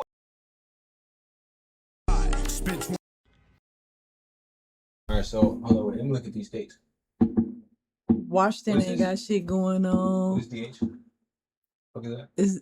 You said DH? Let me pull up. Washington, that ain't nothing up over there. What is All right, Oregon, Washington. Where you see DH California, at? Nevada, Idaho, Utah, Arizona. Okay, let me see who's. Okay, all these states, A is not a threat. Like At zero all. threat. At all. I don't know if California is going to A. I mean, I don't know. The half of it. C, Arizona, Texas. Oh, damn, they got Texas. They do got Texas, but who else do you got besides Texas though? They got Kansas City, and they got Oklahoma, and they don't have Missouri. No, they don't. New Mexico. Okay, New Mexico ain't got nothing. So they only have like, you know what I'm saying? Like the only threats is what Texas and Oklahoma and yeah, Kansas. All right, and then let me see what they got. Arkansas, Louisiana. You got Louisiana, Tennessee. Tennessee. No disrespect Georgia. to people down south, but like, what do you think the IQ is collectively between like? Florida is probably the only place that's gonna get a business, and that's because there's so many different kind of motherfuckers there. No, I mean, no disrespect to niggas from down south, but like, there's no way that those niggas have the mental capabilities to keep up with B. Like, those niggas are, no, like, that would never happen, you know what I'm saying? So, all they have is guns, you know what I'm saying? But B, listen up. Smarter than those I don't like how my Cause I see everybody talking about, yo, if the United. He's talking about New York. Y'all don't have guns in New He's York. talking about nigga. Chicago too. Like, right, exactly. Exactly. We have guns. We have right. Let me explain why we're gonna win. Okay, Minnesota. Okay, Iowa is. I'm assuming they got guns in Iowa. Missouri, I don't know. Is that counted? Is it? Missouri counts as D. See, that's what. So Iowa, I think they got guns in Iowa. I know we got guns. Indiana, I know Indiana is max level gunned out. I don't know if they got guns. Ohio, I know they got guns in Ohio. All right, so this whole section right here, like y'all, this is of no use. Y'all don't have any straps. Like, how is y'all gonna fight the war? Y'all don't have any guns in New York. You know, all y'all got is people. You know what I'm saying? They're gonna do what was that hip hop dance battles? Yeah, but see, the only rap battles is who has the most guns and who has the most people to use the gun. D, they have the most guns, but it's like, you know what I'm saying? That's why we said we have to use the intellect to destroy those niggas. Maybe send those niggas a disease. You know what I'm saying? Maybe starve those niggas out. Maybe do something with the economy. You know what I'm saying? I don't know, but that would be easy. So B would definitely we would definitely win the war. Like, we got it. We got it. Seceded from the union, like, we would win. You know what I'm saying? Whole A, this is too liberal. Like, y'all don't have any guns, and then y'all all like y'all wouldn't be able to, break down who would fight because, liberals is a trend, of liberals having lower testosterone than niggas who are not. You know what I'm saying? So y'all niggas are too low T, too sensitive to win the war. So that's automatically gonna be beat. You think that's bias, or am I tripping? Nah. I think a nigga could tell. I started Michigan, to send Michigan. I know. I know. I started to send this to Tufstino, but I don't know if this is a little thing. But he from New York, even though he lives down south now. We win because we got a lot of Midwest states. Midwest states have extremely lax guns laws. Like down south, they have a lot of guns in the Midwest. And yeah, I think we got that. What do you think? Yeah, I do too. I thought that was very interesting. I wanted to see your take. Yeah. It's kind of cheating because, like, they got so much people in this little corner, but I think, like, they got some states. We can't help how it's split up. But, like, some don't. You know what I'm saying? But yeah, that's easy claps. Tupac recorded 501 songs, but only 2 became top 10 hits. Van Gogh painted 2,100 paintings and only sold 1 while he was alive, and it was 6 months before he died. Sabrina Carpenter released 67 songs and 5 albums over the course of 10 years before she had her big hit, Espresso. And Glenn Powell spent 19 years trying to become an actor before Top Gun Maverick made him a star. 19 years. And Connor Story spent 8 years waiting tables, and he was ready to quit acting for good. And the day he almost got fired, he got an email, and he found out that he got the lead acting role in Heated Rivalry, the biggest acquired HBO show in history. And you're giving up because you've tried twice? Maybe 10 times? A winner is just a loser that tried one more time. That's it. Winners lose more than losers even try. Tupac recorded 501. That was cool. I know, I like that. If he was more, he could have used more historical examples. Could have said Trump as well. So much. Yeah, but Chuck Berry, shit like that. Be the chick, and and you with the guys, and you driving, and the chick say, I need a ride to my car. Do you put her in the front and put your guy in the back, or do she get in the back? I'm putting the bitch in the back. I ain't gonna lie, bitch. You gotta get in the back. I don't even know you like that. You gotta get in the back, man. Front of the back. You get in the back. I ain't gonna lie, that bitch get in the back. All the It's all right. They're not gonna put the bitch in the These back. niggas is from Milwaukee. Oh. What? So you think they are? No, I'm just saying. These niggas is lying like a motherfucker. I'm not saying they lying because they from Milwaukee, but I'm saying this shit ain't just, and this shit is motherfuckers in the city. Y'all lying like a motherfucker. You lying. You ain't putting no bitch in the back seat. I'll put a bitch in the back seat. These niggas not gonna put the bitch in the back seat because you know what I'm saying, they don't understand the game. But you know what I'm saying. It depends on the situation. It depends on the situation. First of all, I'm in the front seat. I'm just gonna be in the front seat. That's just it. But I will compromise in different situations. That's like I was supposed to go to Chicago this weekend with my ex. And his brother wanted to come.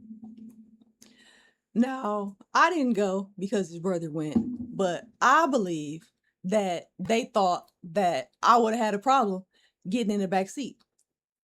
I wouldn't have had a problem getting in the back seat. His brother is 6'3". Like, we driving an hour and a half. Why the fuck would I get my little ass in the front seat when you got this big long ass motherfucker that's gonna be crunched up in the motherfucking back seat? If that's the case or something like that, then yeah, of course I'm gonna get in the back seat. Now, when we riding around the city, I'm gonna be in front and stuff like that. But when it comes to like situations like that, then that's different. A mom's or something like that. But besides that, y'all is not putting the motherfucker in the back seat. I ain't never seen no shit like that No, before. they're not gonna put her in the back seat. I'm They not don't have even the getting balls to in ask the her to get in the car back seat. if I'm getting in the back. I'm standing right by the passenger side waiting. Motherfuckers come pick me up and the nigga get out the front seat and go get in the back seat and I get in the fucking front seat. Cause if not, I'm not getting in the car. What the fuck do I look like? Me, I would put her in the back seat because I would have to demonstrate, you know, to my homie that I got control over my girl. You know what I'm saying? I'll have to let her know, like, yo, I have to, you know what I'm saying? I gotta look like I'm that nigga. You gotta get in the back seat so I can show this nigga that I'm a real nigga. And I have to, you know, I'm gonna have to explain to her beforehand why it has to go. You know what I'm saying? So niggas know that I'm a real nigga and they, you know, understand the relationship between, you know, the what's it called? The value exchange between us. You know what I'm saying? And they'll respect me because how, you know, they'll be like, oh, look at this nigga, he got the bitch going, you know what I'm saying? Anyway, but what you saying? I'm only getting in the front seat like if like somebody else is driving and my nigga is in the passenger seat and they like taking me somewhere or we riding or something like that. But I do know some niggas that will still have me sit in the front seat while my niggas sit in the back seat just because they ain't trying to be rude and had a lady in the back seat. Now maybe they just want to look at eye candy or whatever. I don't know how niggas get down. I have tunnel vision when it comes to that. But like y'all lying like I don't, or It's maybe like they not gonna make her get in the back seat. Those niggas I are don't lying. know. I be hearing different things that women be putting up with that I have never experienced or never been put in those situations before. I've never been put in a situation where a motherfucker didn't get out the front If these seat for niggas me. is from Milwaukee, then the girls that they dealing with is too hood, ratchet, and ghetto and aggressive to get in the back seat. You know what I'm saying? You can't tell no Milwaukee female. No, I can. I can definitely tell a Milwaukee female. I can be like, bitch, get in the back seat, and she gonna do. You know what I'm saying? Because you know, I'm just stiff type of nigga. But these niggas, they're not gonna be able to tell. You know what I'm saying? I see how girls in Milwaukee be talking to these niggas. They be disrespecting these niggas. They don't be disrespecting me, but they be disrespecting these niggas, talking down to these niggas. Niggas who's supposed to be like, tough or whatever, and they girls be talking about down to them. Listen. So these niggas, if they're from Milwaukee, they're not making that bitch get in the back seat. Like, they're not. It's not happening. Must fuck around and get scratched up and shit, get swung off on. Cause I have seen these bitches, like these young girls, these motherfuckers is so disrespectful with they goddamn mouth. See, it's different from me. Like I'm from old school. I'm from where niggas will beat your motherfucking ass. I hate to say that, but it's true. You try to holler at a motherfucker, fuck you then, bitch. You know what I'm saying? They don't do that shit now, but like all that hopping in a nigga face and slapping a motherfucker and shit like that, shit. Yeah, things are more feminine. Shit. Now. Girls used to just get raped. And girls, back in the day. yeah, that's true. Girl, I was gonna say, and girls didn't call. Because he's, charged with raping. I'm done. I don't even have nothing else to say. So man. Oh God. Fucking dickhead. These bitches play in your face. Then ask you, how do you feel? I don't get even, little bitch, I got motion. I run up a bag and just chill. Bitch, all I do is stay focused. They would've thought I was real. I'm popping shit and I think that they notice. Can't scroll without seeing my reel. I take it slow cause they said easy does it. That whole shaking neck by the dozen. Good anywhere like my name was McLovin. Play with me and they be clutching. Don't got no wipes, I'm into making money. Pussy boy just changed the subject. They talk the scope, now I'm finna up it. Bitches not up for discussion. Hey, these bitches fucking and cheating. Talking about, let's see your phone. Bitch, go through that phone. You finna be Kevin McAllister, home alone. These bitches stupid and tweaking. Talking about, what do you want? But you play with me, I'm getting your friend. I got the bitch giving me dome. Tuna bitch shot like this. I can't even hear no bitch. Man, these bitches. Yo, it became so funny when I realized he looks exactly like Peter Griffin, and then it just was even 1,000 times. Damn, bro. what? Peter Griffin. Damn. No, it only looked just like Peter Griffin. Peter Griffin was laughing at you. Dude, I was just looking at him. Ain't he ginger? Is he ginger? They always No, got I flavor. think this would be considered blonde to white people. Oh, okay. Yeah, I wasn't sure. Okay. Yeah, I wanted to know what you thought about that like, type shit. But no, I thought it was great raps. The beat was nice. The visual was very shocking because he just doesn't look at the glasses. I know. And then he was rapping. He was like, super spitting black. that shit. Yeah, that was. And he wasn't. It wasn't like with a black accent. Black accent. It wasn't with a black accent to me. Oh, was it? He sounded like Big X the Plug. Play it again. Play a little bit. That they notice, can't scroll without seeing my reel. I take it slow cause they said easy does it. That whole shaking neck by the dozen. Good anywhere like my name was McLovin. Play with me and they be clutching. Okay. Yeah, exactly. If I don't, if you close your eyes. yeah, I was gonna say if I don't look at him, yeah, he do sound like Big X. He do. Look at don't got no wipes, I'm into making money. He look at his glasses. Look at his haircut. These are nerd glasses. These are incel school shooter glasses. Like, nah, this is the don't come to school tomorrow glasses. Those are the puffed up thick glasses. I used to play that song in high school. It's so funny. I used to be such a edge lord back in high school. So I had no friends.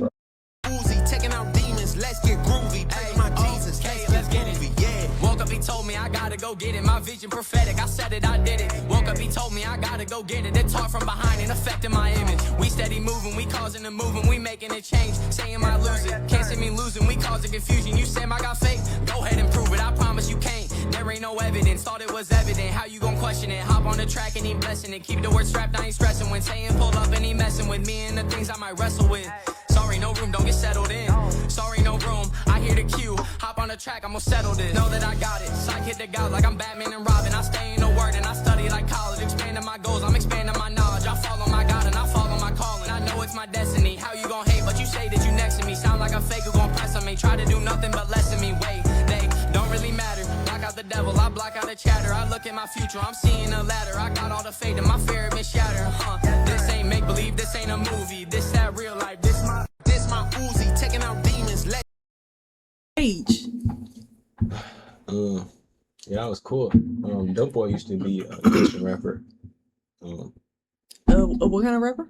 Dope Boy, he used to be a Christian rapper. Oh, okay. I love Christian trap. And this like I love Christian trap. Like that, man, it's a lot of artists I could, you know what I'm saying? But since I've been cussing and all that, I don't want to go ahead and shout them out. But it's a lot of Christian trap rap that just bang, man. I don't like when they take the easy way out and always be talking about slaying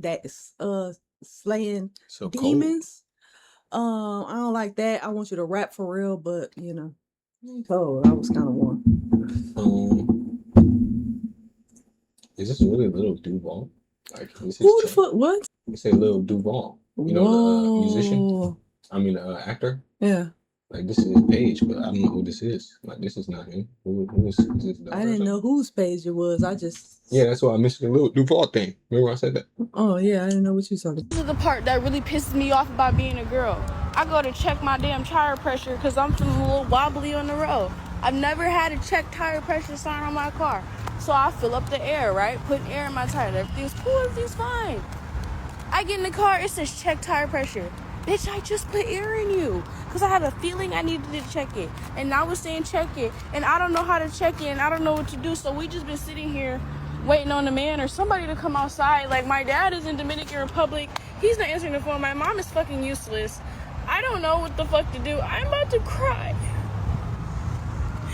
Because I don't know how to check my tire pressure. And I don't have no help. I don't have nobody to call.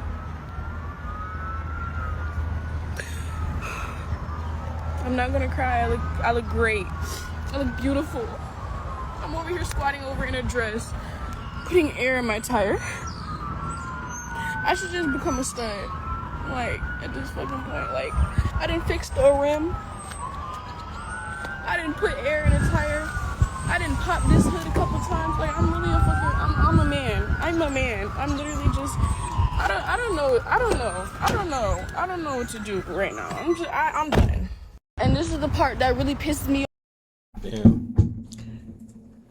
That touched me because I have been in that situation before, and I find myself in that situation all the time where I'm just looking for a man. I'm just waiting for a man to drop out the sky. And young lady, go ask for help.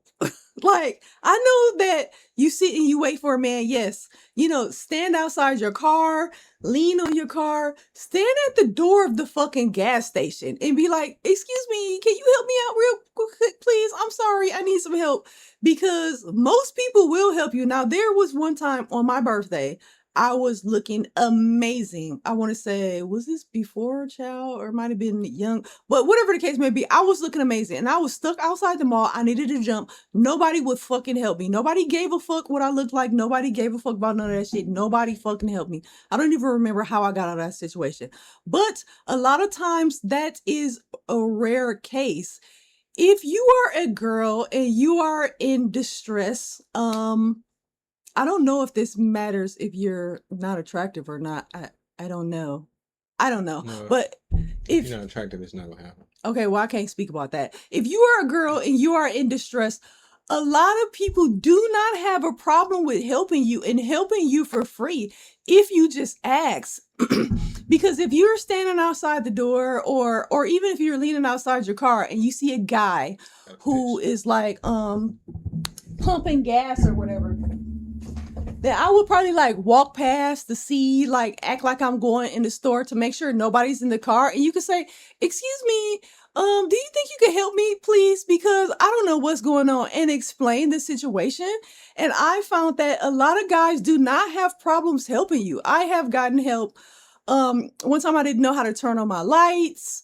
Another time, like I will ask for help all the time. I was at the grocery store and I felt like I needed to check my oil because it's been a while since I checked it. I have a new car and I had no idea how to open up the hood. I tried and I looked around and I waited to see a man and I didn't. And I went in the store and I found somebody. I was like, excuse me, I'm sorry to bother you, but do you think you can help me out with something really quick? What is it? What can I help you with? Well, I don't mean to sound like slow or anything like that, but I'm trying to check the oil in my car and I don't know how to open up the hood. They will stop what they're doing and they will come and they will help you. A lot of times I'm in the grocery store and like, because I had a back injury 2 years ago, I can't lift the things that I used to lift or as much. So I will ask guys to like help me with water. A lot of times I'll stand there and wait for somebody and I'm like, excuse me, can you help me out, please? Or I'll go find somebody like, excuse me, I'm sorry. Do you think you can help me lift this water? You know, I had an injury a while ago and, you know, I really don't feel like coming back with my son and it's on sale. Do you think you can help me out? And I have found that guys do not have a problem helping you at all. And it's not like they even try to shoot their shot at you. So you're like, I don't want them to try to holler or whatever. If they say something like, you know, where's your man at? Even if you're single and this is not somebody that you want to talk to, you can say, well, actually, he's at work right now, but I really needed some work. That might be the case, but what I'm saying is do not be afraid to ask for some help, because what I have experienced is most guys do not have a problem helping you. And when they put the water in and they'll say, how are you going to lift this to the car? And he was like, I don't know. Well, I was just going to try to find somebody else when I was out there. Then they'll say, oh, I can help you. You know what you do? You stop right there. You go pay for the stuff. You let him help you put the stuff in the car, and then you come back in and finish shopping. And if he says something about it, like, oh, you like, no, I just wanted to take the help while I had the help with these waters, but I actually did have a lot of work to finish doing. I get help all the time, and a guy doesn't usually have a problem helping you, from my experience. Yeah, I'm pretty sure if I asked women for help, they would all help me as well. I'll just walk up to her, hey, can you help me with this? They're like, oh yeah, of course, yeah. This is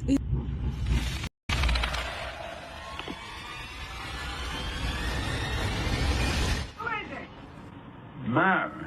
Who is it? Myron. You're at the wrong motherfucking door, bro. I'm just trying to get some, You're trying to get shot, motherfucker. Why? Because you're on the wrong goddamn porch. Oh, okay. And my dog out there will light your ass up. Well, just do it on this trying to get some water for my car. I don't give a fuck. That's my car right there. Not your car, baby.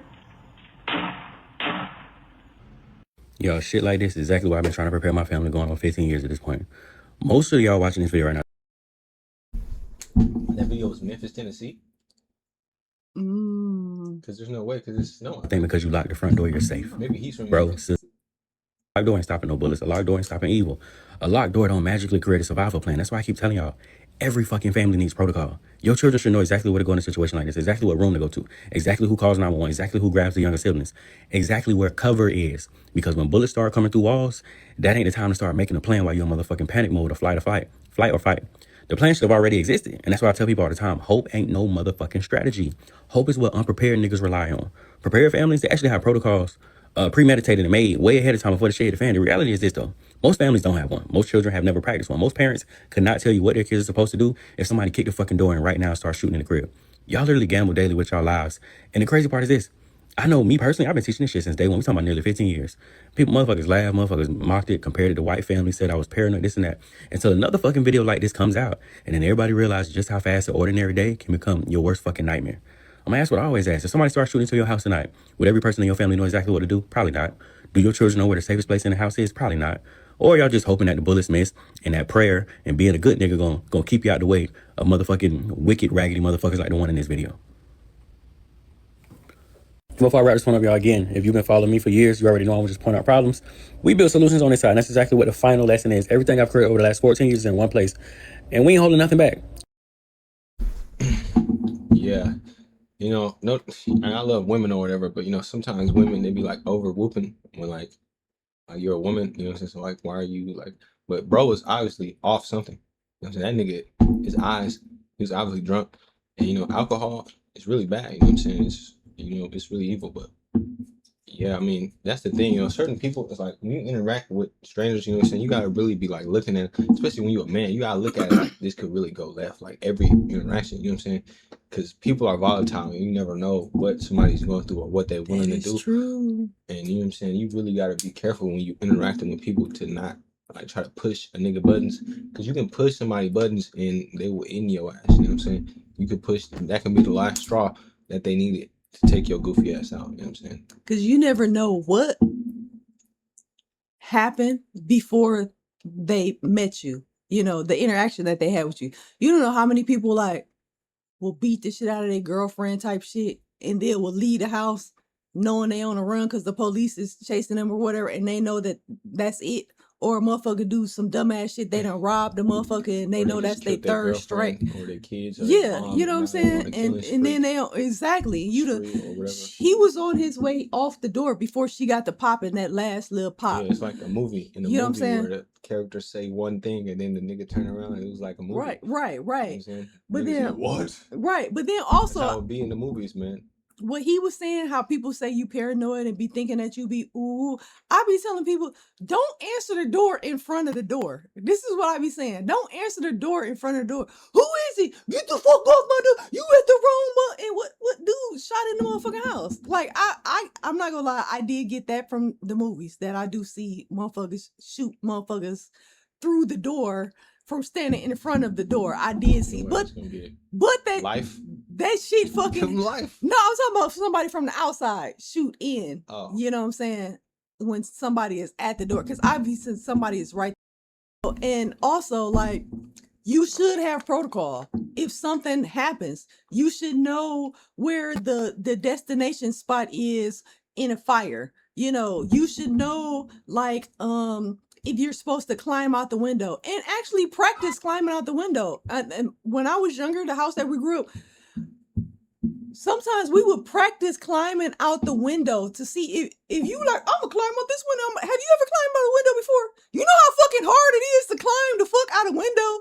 You know, even on the first floor, you don't, your dumb ass be trying to climb out, you know, then you try to back out, you know, it's certain things that you should know when certain situations happen. And not just that, like, if you have guns in the house, I believe the majority of the people in the house should know how to fucking use guns. You can take somebody at least as young as 9. It might be younger, but at least as young as 9, you could take to the fucking gun range. And I'm not saying that's cool.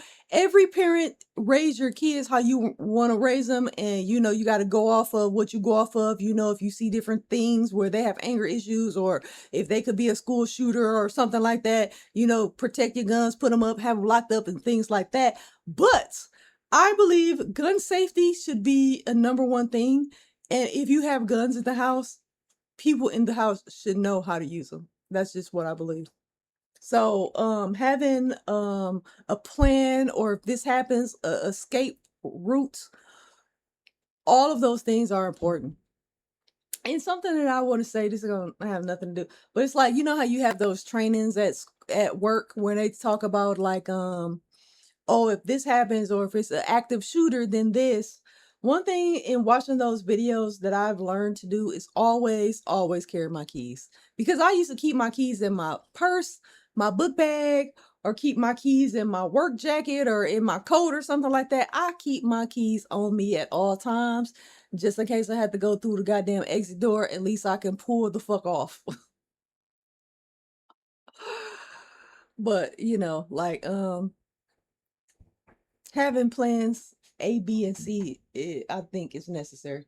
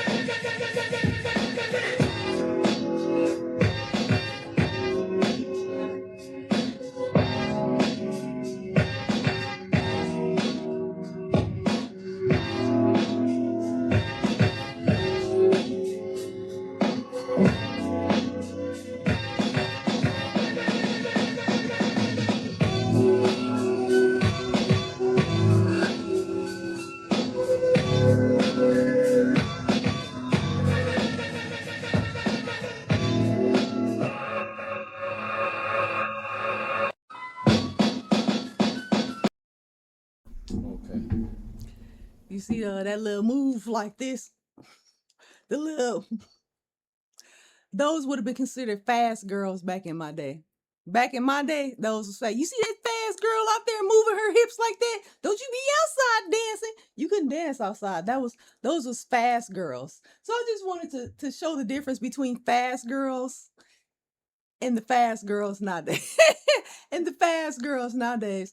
Also, we did used to make drill teams and shit like that. You'll be practicing, you know, stopping with the tape, motherfucking playing it, making up dance routines, but obviously they still do that.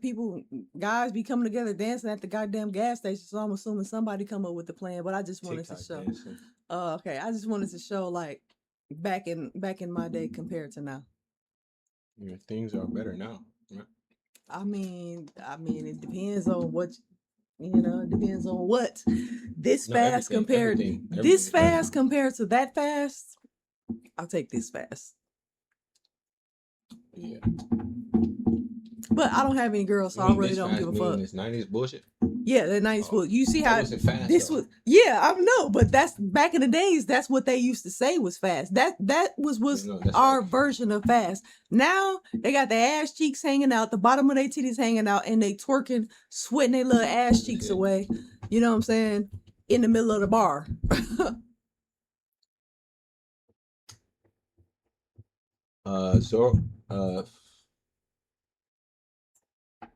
As we know, there's been a lot of campaigns happening in New York, and Zoran Madani, he's like the new left Obama, I would say.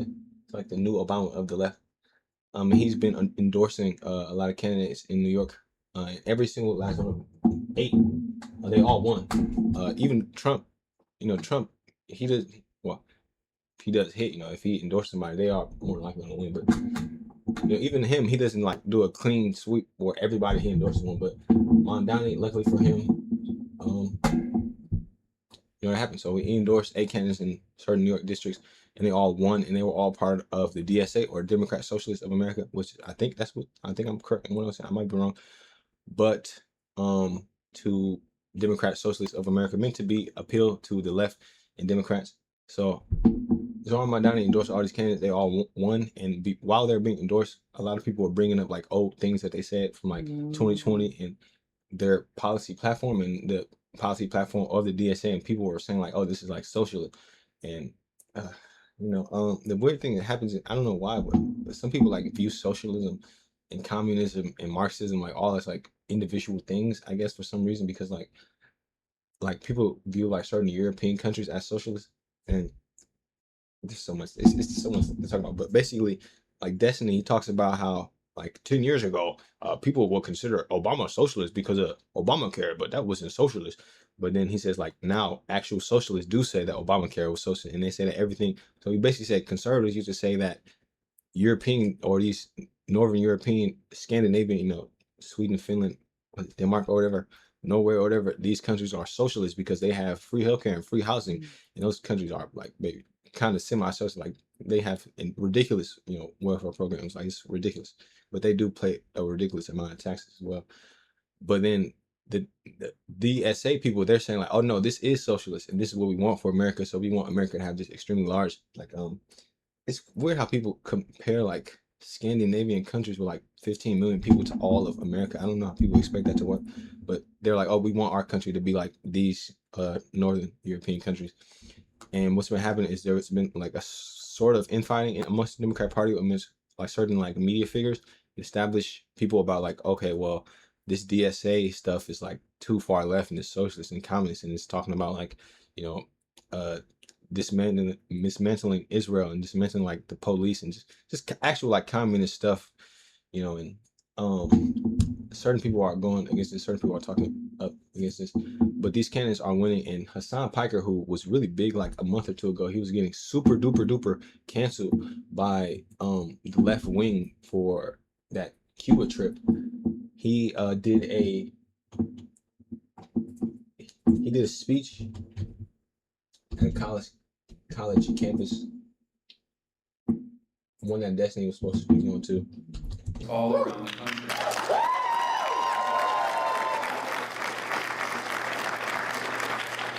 And the one difference that I always see is moral conviction. Moral conviction to always say the truth. And an endless thirst to understand exactly what's going on. We have a lifetime of social conditioning that has guided our lives, that has motivated the way that we see the world. Sometimes that means we have a lot of blind spots. But moral conviction is really important, because that is what makes the difference between the insurgents and the establishment Democrats that are simply following along. And I think that anyone and everyone here must constantly push for this. This task takes on a new importance today. Lies and disinformation are the currency of our enemies on the right. Unable to compete with us over here in reality, right-wingers instead try to make humanity live in their dangerous fantasy land, constantly finding new enemies in our neighborhoods to position as a reason for why we are all experiencing the same struggles born out of capitalism. But sometimes, I'm a glass half full kind of guy. When the right traffics in lies, the lane for telling it like it is wide open. And whoever can do that, whoever can tell the truth, they will own the future. But people fail this basic test all the time, especially in Washington, D.C. Now, I'm sure that many of you in this room feel the same energy that I do, a feeling shared by more and more people all the time, of frustration with decades of political ineptitude in the face of rising fascism. Many people in this room have only known Trump, but to the older folks here and also watching at home, think about that for a second. The only politics that people in this room have ever known is shot through with Donald J. Trump. Political life shaped from above by a narcissistic tyrant who enriches himself, his ridiculous family, the Epstein class, as well as the billionaires who were smart enough to avoid getting caught. Sorry. As well as the billionaires who were too smart to get caught, going to Little St. James, and even a billionaire who was uninvited from Little St. James Island because his lives were that atrocious for the pedophiles. Although American politicians have never been much at truth-telling, for over 10 years, the terms of our discourse have been set by a megalomaniacal pervert. The late writer Mike Davis summed up our situation well in his final published essay a few years ago. He said, "Unlike the high Cold War when politburos, parliaments, presidential candidates, and general staffs to some extent balanced megalomania at the top, there are few safety switches between today's maximum leaders and Armageddon. Never has so much fused economic, media, and military power been put into so few hands. To you, young people of America who have chosen to enter the world of electoral politics, I know that you have grown up in this degraded era where bigotry and deceit are so blatantly rewarded in society. An era in which our rulers would rather choke us with wildfire smoke than re-examine how our way of life damages our planet, the only home we'll ever know.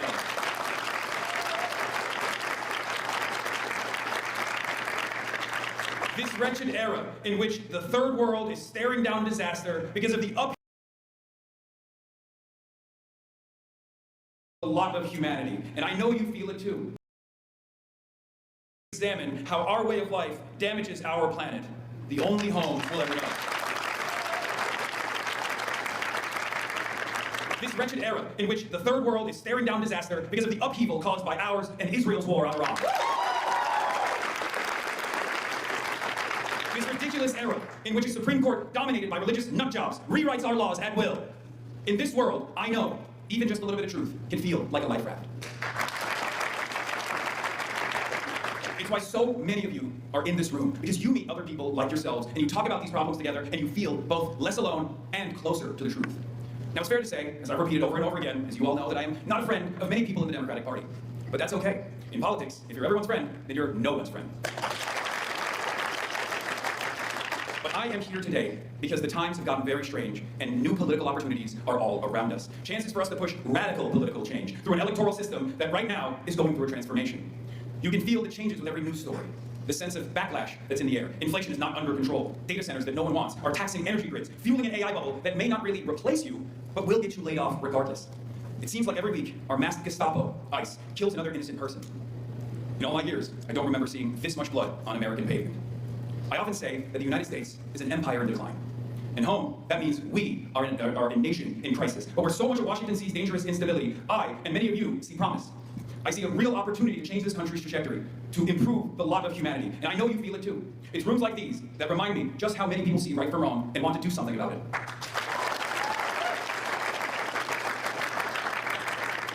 All around the country, we're getting real fighters elected. Fighters who see the crisis and can describe it in clear and truthful terms. This means demanding an end to the endless wars, an end to profiteering off of healthcare, an end to the rule by people who put the interests of capital over the interests of the working class. It's talk like this that has Washington terrified. It's talk like this that has MAGA terrified. These people in hate movements who try to control our lives are most afraid of popular action, of democracy, of the people. They're afraid of us because of the simple fact that there are more of us than there are of them. There always have been, and there always will be.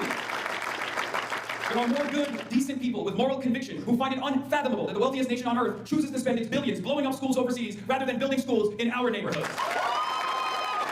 Kind people who can't understand why, in the wealthiest nation on earth, there are hundreds of thousands of people who will go to sleep outside tonight, and millions more who live paycheck to paycheck. Hardworking people, frustrated that an honest day of labor delivering packages, cleaning counters, or teaching children is no longer enough to take care of a family or own a home. All the while, the world's wealthiest man sits around tweeting racist screeds and unfunny jokes as people grow his net worth into the trillions. I should add that none of this is an accident. The inequality is the design of our system. When you see broken downtowns in a state of disrepair, or potholes that never get filled, or homeless people suffering in the streets, remember, this is the design of our system. It is not the moral failings of the individual, but a whole architecture where the ultra-rich stick their hands in the pockets of everyone else. Just as every person who has no shelter is a policy failure, every billionaire is a policy failure.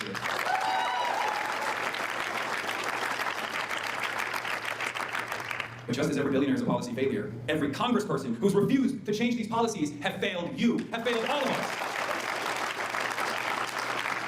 We have placed corporate interests above the interests of the people. I say no more, and we say no more.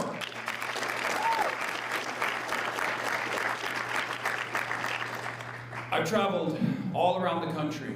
I've talked to countless people over dozens of protests, gone to rallies, I've gone to marches, I've gotten shot at by my own law enforcement that I pay with my taxes the salary of. And all I ever hear from the people by my side is no more. And not just, thank you. And not just the no more to Trumpism, but no more to the Democrats who compromise, who conciliate, and who betray us.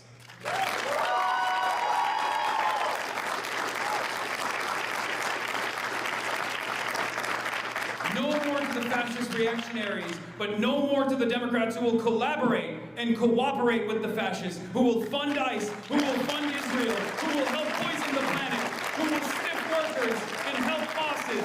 We don't need those Democrats anymore. In fact, I know we have a message. We are coming. We are unbossed. We're unbought. We're unbound. And we will become undeniable. Okay, basically, we got all that. All right, so okay. All right, so Zoran Mandani, he endorsed these candidates. Hassan Piker was working with, these candidates, invited them onto a stream. Rokana, literally every single last one of the candidates that we met with, they all sat down with Hassan Piker. And what happens is Hassan Piker, he's being boosted into the Democrat mainstream establishment because after Trump lost, people said he's supposed to be the new left-wing movement. And people use the fact that he gets 30,000 live viewers on Twitch as, proof that he is important and people need to capture his audience, the far left, and bring them into the Democrat Party.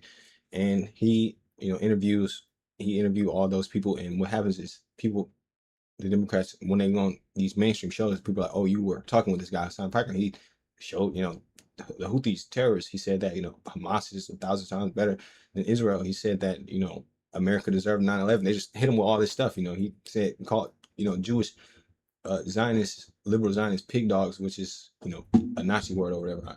I don't know all the Nazi shit, but that's like a Nazi word or whatever.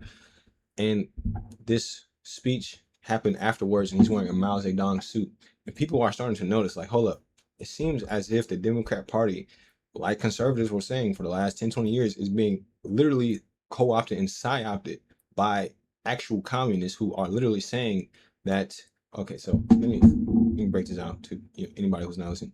So the communists in America are communists because they believe in communist ideology that Karl Marx, proposed in his garbage writings, which is just a series of ideals. So they get the ideals that are communist, and they believe the ideals are normatively good, and that there's some sort of like effect that's going to happen in reality if you go against these like ideas. So basically, they're saying that objectively, morally, capitalism is wrong, and objectively, morally, communism is right, because in reality, communism has never been tried, but in reality, this is how their worldview. Capitalism inevitably results in capital owners caring more about capital than all of human life. And everything bad that's happening in America and all liberal societies are happening because of capitalism, because of the, is it bourgeoisie? Is that what they call them? The billionaire class? I don't know which one's the proletariat, which one's but the rich people are the cause of all of the world's problems. And what we need to do is we need to have a social style revolution where we take out all the rich people and we implement our new social society. Now, this guy, when he was talking to H3, when they had that podcast, he said that he believes in the liberal society. He believes in worker co-op, where you can't own a business, and every single business will be democratically owned. And he said that if people didn't agree with that, then they would be sent to, he didn't say re-education camps. I think he said, I don't know what he said, something about re-education, but basically, if you don't agree with communism, you have to be re-educated or you have to be killed. And he also said that, he doesn't believe in landlords and they should all be murdered or whatever. But as you can see during this entire speech, he only spoke on, he said, billionaires are bad, Trump is bad, fascism is bad, America is bad right now. There's so much bad stuff happening that you need somebody to come in and speak truth. Now, we'll get to that later. You need somebody to come in and speak truth, and then once they speak the truth about whatever ideals, then they'll see that the real issue is the capital class, and that we need to get rid of them with radical change. Now, if you don't know that the purpose of communists is to psyop, to do psychological operations on every space they enter, and to try to destroy it from the inside out. And this is what happens in Asia. This is what happens in South America. Literally every place in which communism has been tried in Asia, and it all happens the same way, meaning the communists, they enter via the left wing side of the party, and they introduce what Jordan Peters are talking about, and what conservatives call cultural Marxism, which is the idea that, okay, so capitalism is bad. Capitalism means that capitalists value capital over humanity, and we need the poor people to rise up, since there's more of us, and we are, there's more of us than them, and we need to take over, the capital and the systems and the people who are holding those systems back, and implement the right, just, idea, which is capitalism, which is, everybody owns or participate, and everything's publicly owned, and people don't own companies, people don't own private properties, people don't own businesses, etc. They need to come in and implement these ideas, and they basically take the wording and they apply it not to, okay, we're not being oppressed by the capital. It's actually, women are actually being oppressed by not capitalism, but the patriarchy. And the patriarchy is oppressing women, and we as women and everybody, we need to rise up and destroy the patriarchy. Oh, whiteness is oppressing anyone who's not white. But we all need to come together and rise up against whiteness. Oh, transphobia. Transphobia is actually oppressing everybody. And they attach them all into one big thing. And then what the communists do is, okay, so you guys don't like racism. Oh, well, racism is actually white supremacy. And then what happens is you can just, oh, well, white supremacy comes from capitalism. Transphobia comes, so you can just say that, oh, everything bad about society, transphobic capitalism, the one, everything is capitalism. And what this does is it allows people like him to literally look at the problems that come with liberal society, because there are problems that come with liberal society, come with an illiberal view, because he doesn't believe in private property, he doesn't believe in freedom of speech, he doesn't believe in private rights, he's not liberal. And he can say, well, liberalism is failing us, and this is the new solution. He's saying, well, he said this recently, but he's saying that Trump's presidency and the illiberal fact that Donald Trump has, taken over the Republican Party is an example for us as Democrats of what we need to do to the Democrat Party. Basically, we need to be like a left-wing Trump. We need to come in and we need to put these ideals, and eventually we'll take over the whole party. And this he's doing is at the Socialist Democrats of America. But as you can see, he classified fascists as capitalists, which these people, communists, will say fascism to mean like slur, like bad person I don't like. And he said that the Democrats work with the fascists. So he basically, he's basically saying that I'm a socialist. The Democrats and the fascists and the Republicans, they're over here. They're to the right. You know what I'm saying? Me, I'm on the left. I care about trans rights. I care about, what do you say? ICE. He doesn't care about ICE. He doesn't care about America. He doesn't care about poor people. He doesn't care about any of that. You know what I'm saying?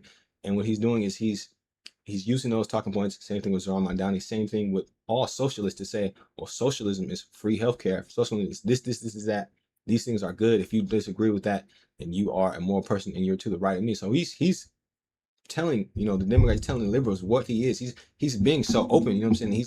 He's showing what socialism really is, which is just a way to enter into communism. You know, communism and socialism. Socialism is just technically it's like only like worker exclusive, but that's socialism really is a wedge issue to okay, so you agree with socialism to slowly pull into capitalism, something that communists say so that they don't appear to be like say fascism people automatically assume badness. Like communist, if you say I'm a communist, people, but if you say I'm a socialist, it's literally like a wedge issue to just it's so stupid. But yes, like this guy wants to take over the Democratic Party. Yes, the Democratic Socialists of America, they do want to take over the Democratic Party via implementing socialism.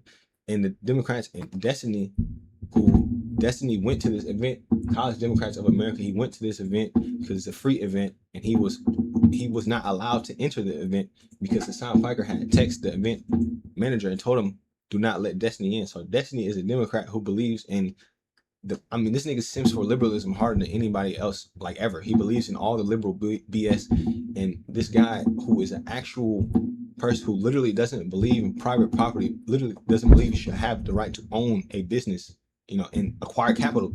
He is speaking on the Democrat Socialist America, literally telling people like, yeah, we need radical change. Yeah, we need to take over.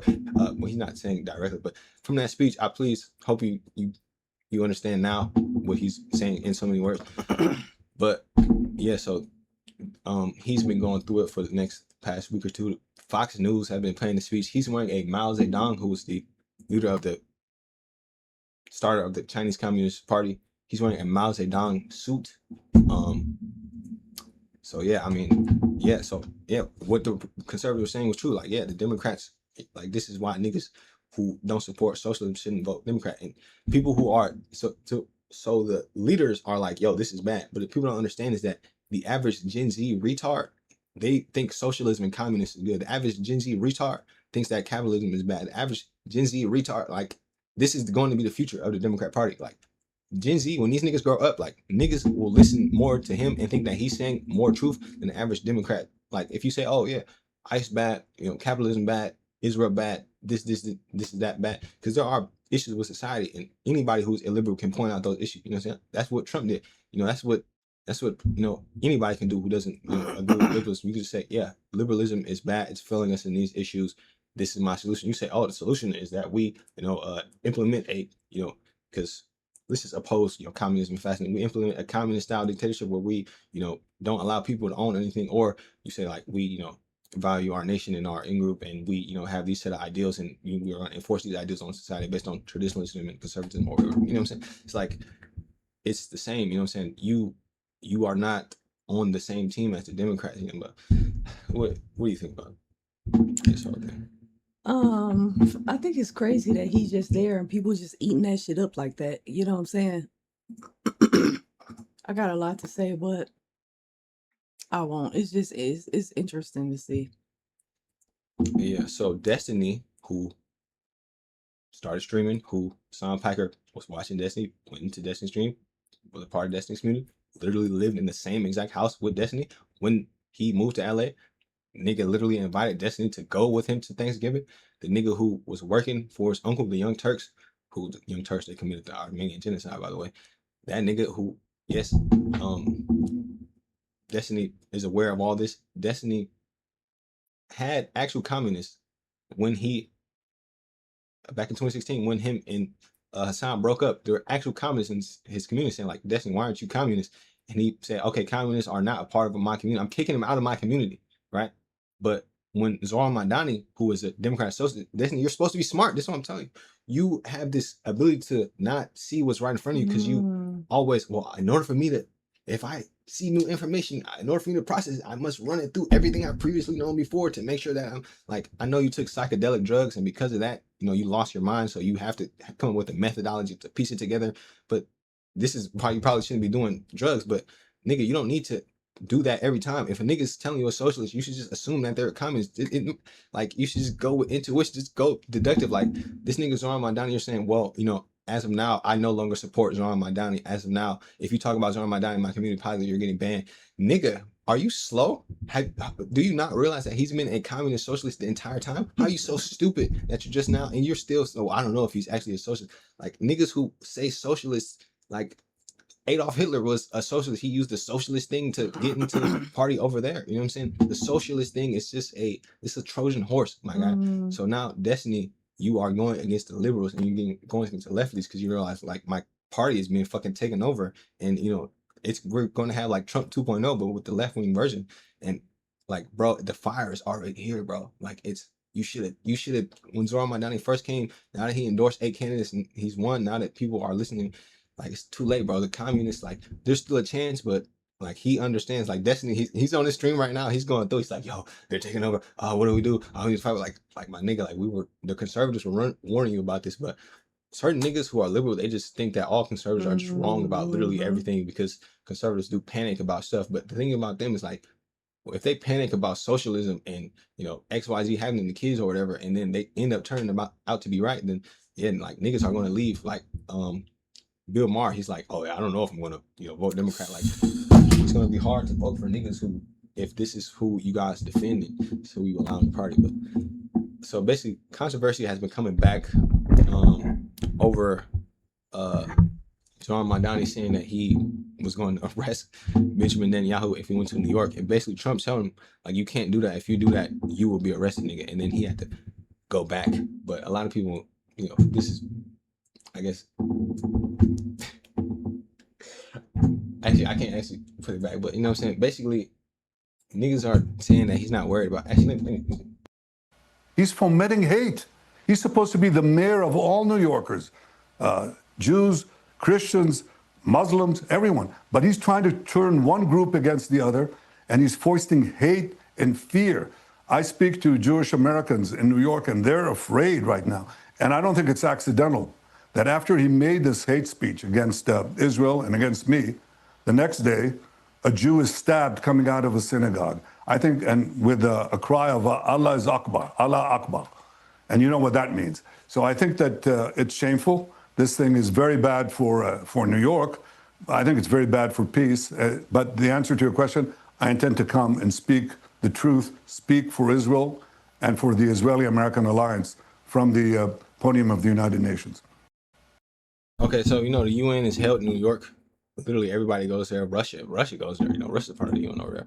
You know what I'm saying? Like, so, like, if you're part of the United Nations, you like have to go to New York. So, I don't think Israel is a part of the United Nations. I think, but like, he's basically saying like, I'm pulling up. You know what I'm saying? It's gonna be what it's gonna be. And somebody did get like, hurt. But it's a lot of stuff happening like that. But like, yeah. Some dude did get like stabbed in the chest. I actually seen the video. Like I literally couldn't believe it. A while ago. No, it was like a couple days ago. Excuse me. Oh, damn. Some Jewish dude. Oh yeah, that's what he said. That's what he said. Coming out the thing. Oh yeah. It's really fucked up, and it was like it's like you know what I'm saying. Like I don't mean to be that guy, but like a lot of people like they don't understand. But it's more about a rhetoric thing because people they'll be like, well, no, it's actually this reason why all this stuff is happening. But me, I think it's more of the Zoran Madani type people is why you see stuff like that happening more so than Israel is why people are doing that. But that's just my take.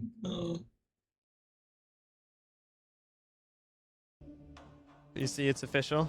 Welcome to Little Palestine. So for those who lead America, we want them to read the Quran. Patterson is proud to have the largest Muslim population in the state of New Jersey. If you go to Main Avenue and Main Street, if you go over there, you'll see this like Ramallah. Welcome back to the Nate Friedman Show.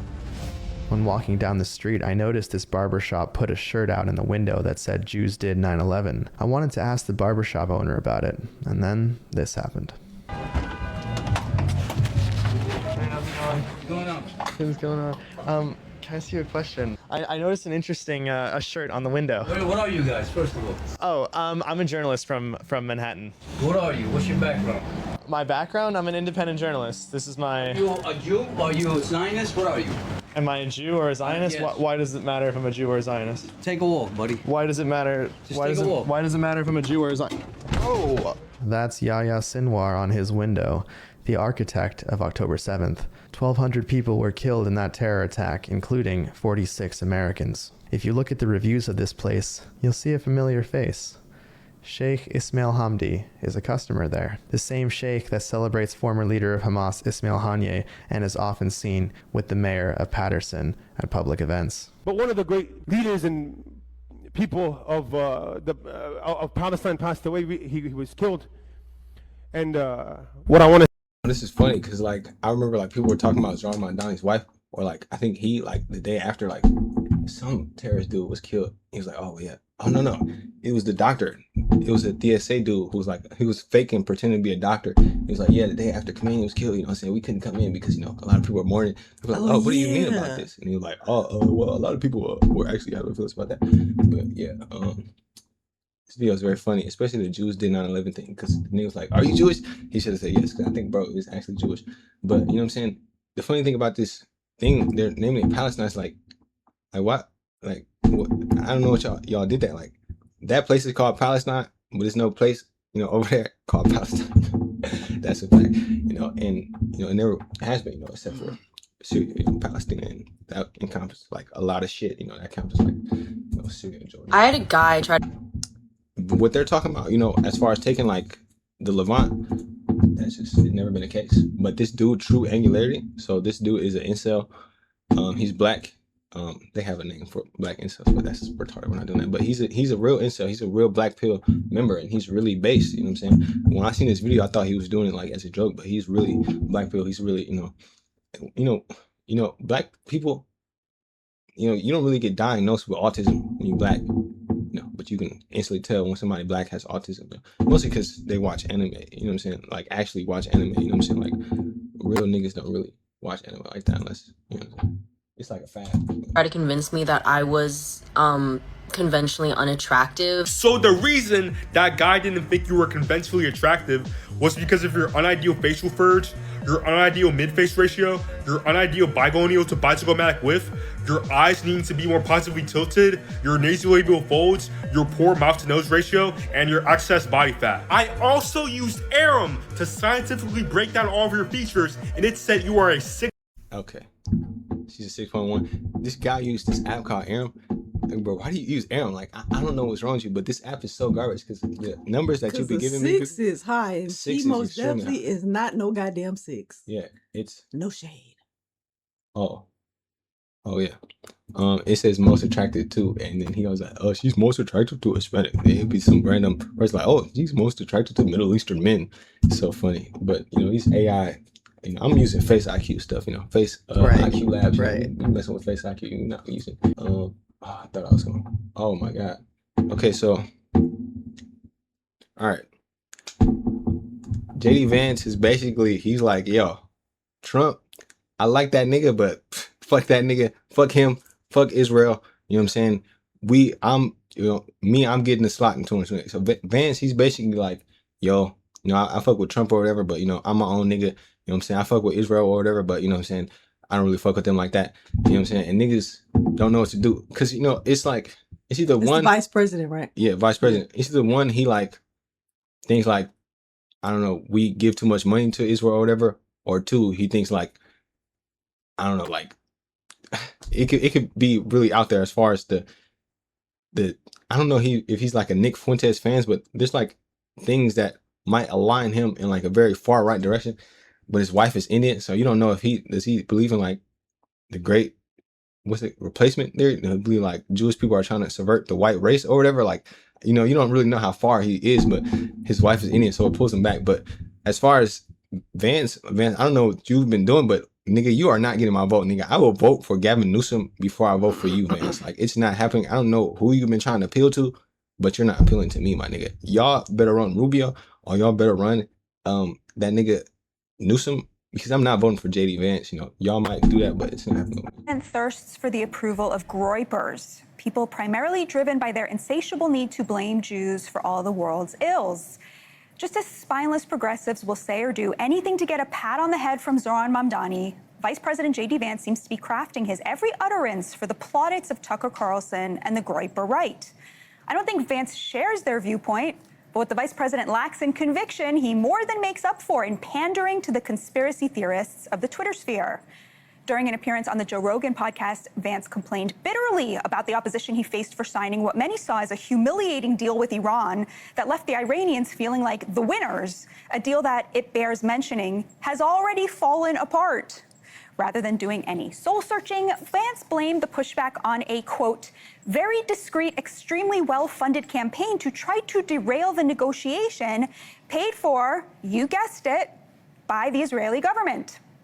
I was one of those people, Vance's JD Vance, please don't tell me you said that the media, that the Israeli government was controlling the media to brainwash people into believing that the Iran deal was bad. Bro, no, this is all the way there. You're like all the way there, nigga. That was so obviously bad. Oh my God. Okay, so it's basically over for JD Vance. Like, I'm not voting for JD Vance. I don't know what's wrong with y'all niggas.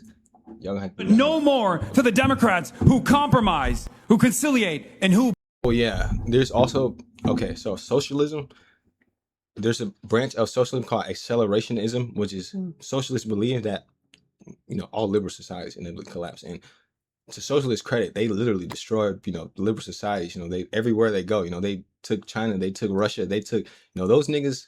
They took Cuba. You know, as much as you don't like them, those niggas will take over your country easily. Like they did it everywhere. You know, they can do it everywhere. So you know, they do have a track record of entering a liberal democracy and destroying that bitch. So it's like it's a real chance that it could happen in America. I don't think it will. You know, because we have the Republican Party. But you know, if we were like primarily left wing, then it would be over for us. But some of these people believe that because capitalism will inevitably fail and because the liberal society will inevitably fail, it's inevitable according to Karl Marx, that we should just rush ourselves through that process. So we should just enact, or we should elect people who are more likely to get us to the end of the capitalist society or the American empire. And they believe that JD Vance will do that. So they want to vote for JD Vance. Like, like niggas who are socialists are saying like, yeah, we should vote for JD Vance because he's going to destroy like the country faster.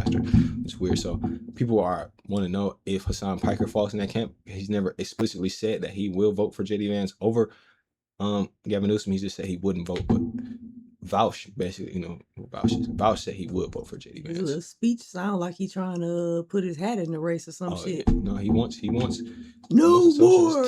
Yeah, he was serious. No more. Yeah, it's ridiculous, man. Betray us. But no more to the Democrats who compromise, who conciliate, and who betray us.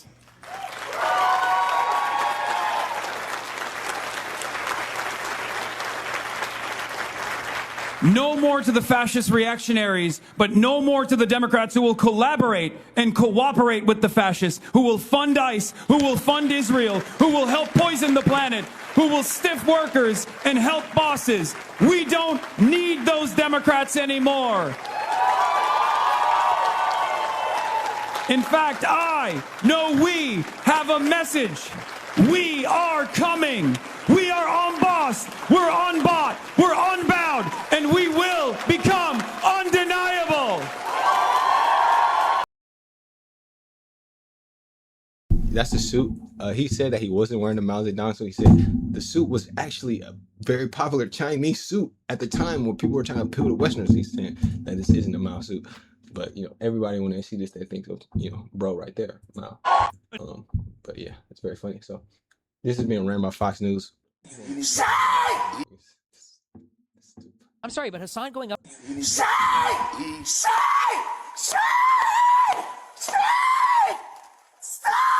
mass jangling me! Just say she!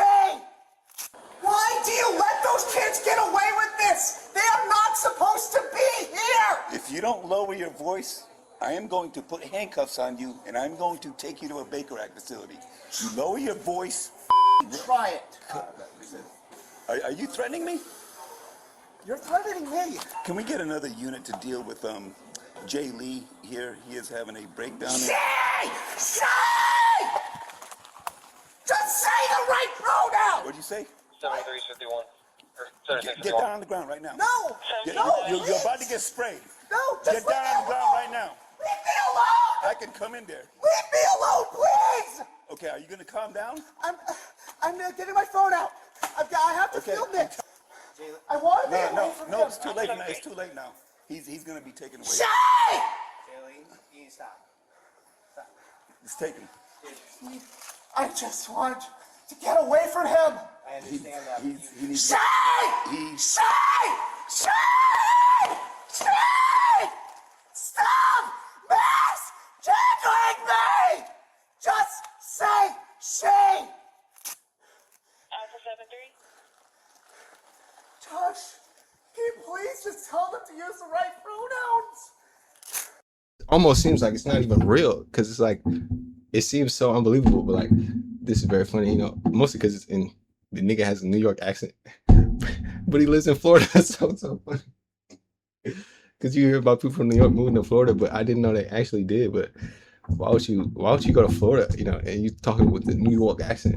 But yeah, this video is very funny. Like, I don't know what's wrong with him. I don't know if he's like dead ass mentally ill or like, I don't know if niggas know like the cops, you can't just play games with the cops like that. You know what I'm saying? But this is so Florida, you know what I'm saying? Because you hear about stuff from Florida, but like this is so Florida coded, you know what I'm saying? I would love to move to Florida though. I'm sorry, but like, one of the best states probably like ever. Like I would definitely move to Florida. You would make it really nice in Florida. Yeah, because of the Hispanics, you know. Is that why I don't make it nice? Yeah, you could be mixed with I some would of pull everything. plenty So. of those. You know, So I want to say that you cannot force anyone to use your pronouns. Maybe unless it's a coworker or something like that.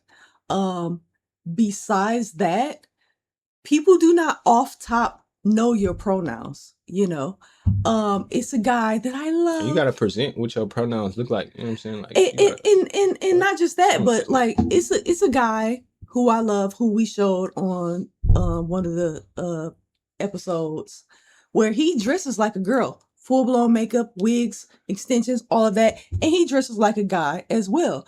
The majority of the time, I see him dressed like a female. If you see him, you would say sis, this, that, what's up, girl, whatever the case may be. His pronouns is he, him. I never would have thought that would be his pronouns. So you cannot just assume that people are going to know your pronouns like just because you're wearing a wig or something like that. Yes, if you tell somebody your pronouns, they should respect that if they can.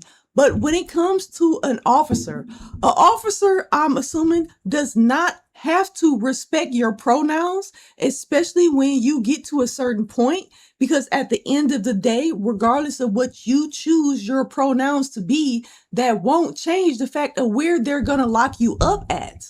So if he is going to lock you up with the men, he is going to continue to call you a man because that's where you're going.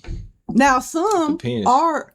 If you're in New York or something, well, definitely gonna be with the females. It do depends, but I don't know. California. Do they still do that after that inmate was getting that trans lady was getting people pregnant? I think he got a couple people pregnant. It was like 2-3 girls pregnant. I think it depends on the state, because state prison, federal prison, but he in Florida, so they definitely. I don't even think you can be trans in Florida, like right? Like I don't even know. I don't know, but I know in some places, if you are a man on your ID, they're gonna take you to the man case. They don't care what you say your pronouns and they is. changed the ID in like liberal places. Yeah, but it's like, so you cannot just lose your shit like that because the officer is not giving you the correct pronouns in your eyes. You're like if he says she, are you gonna start listening then? And then are you gonna be all right? It's not gonna stop the fact that once you get to a certain point, he can do whatever the fuck, not whatever he wants to do, but you know what I mean. Yeah. Hassan going up in a Mao costume should be. I'm sorry, but Hassan going up in a Mao costume should be enough to get him banned from every single Democratic event for the rest of his life. He should be permanently banned. That's insane. What the fuck are we doing? And if you listen to the speech that he gives, also, and I don't know this too, a lot of people just don't know the words. They don't know the terms. They have no idea what's even being said. When he starts talking about the Democratic Party are like the collaborators, the fascist collaborator. Like these are tanky terms, but I don't know if anybody even knows it. There's like here words like, oh, collaborations with enemies, I guess is bad. Like no. A collaborator? What the fuck are you talking about? These are tanky terms. Well, you guys are crazy that nobody else. I mean, the guy's up in a Mao costume. Okay, that's insane. It can't be that nobody in the entire fucking like lib left media establishment is able to fucking say anything about any of these people. It's pathetic. I'm sorry, it's fucking pathetic. I don't know if they'll ever wake up to it.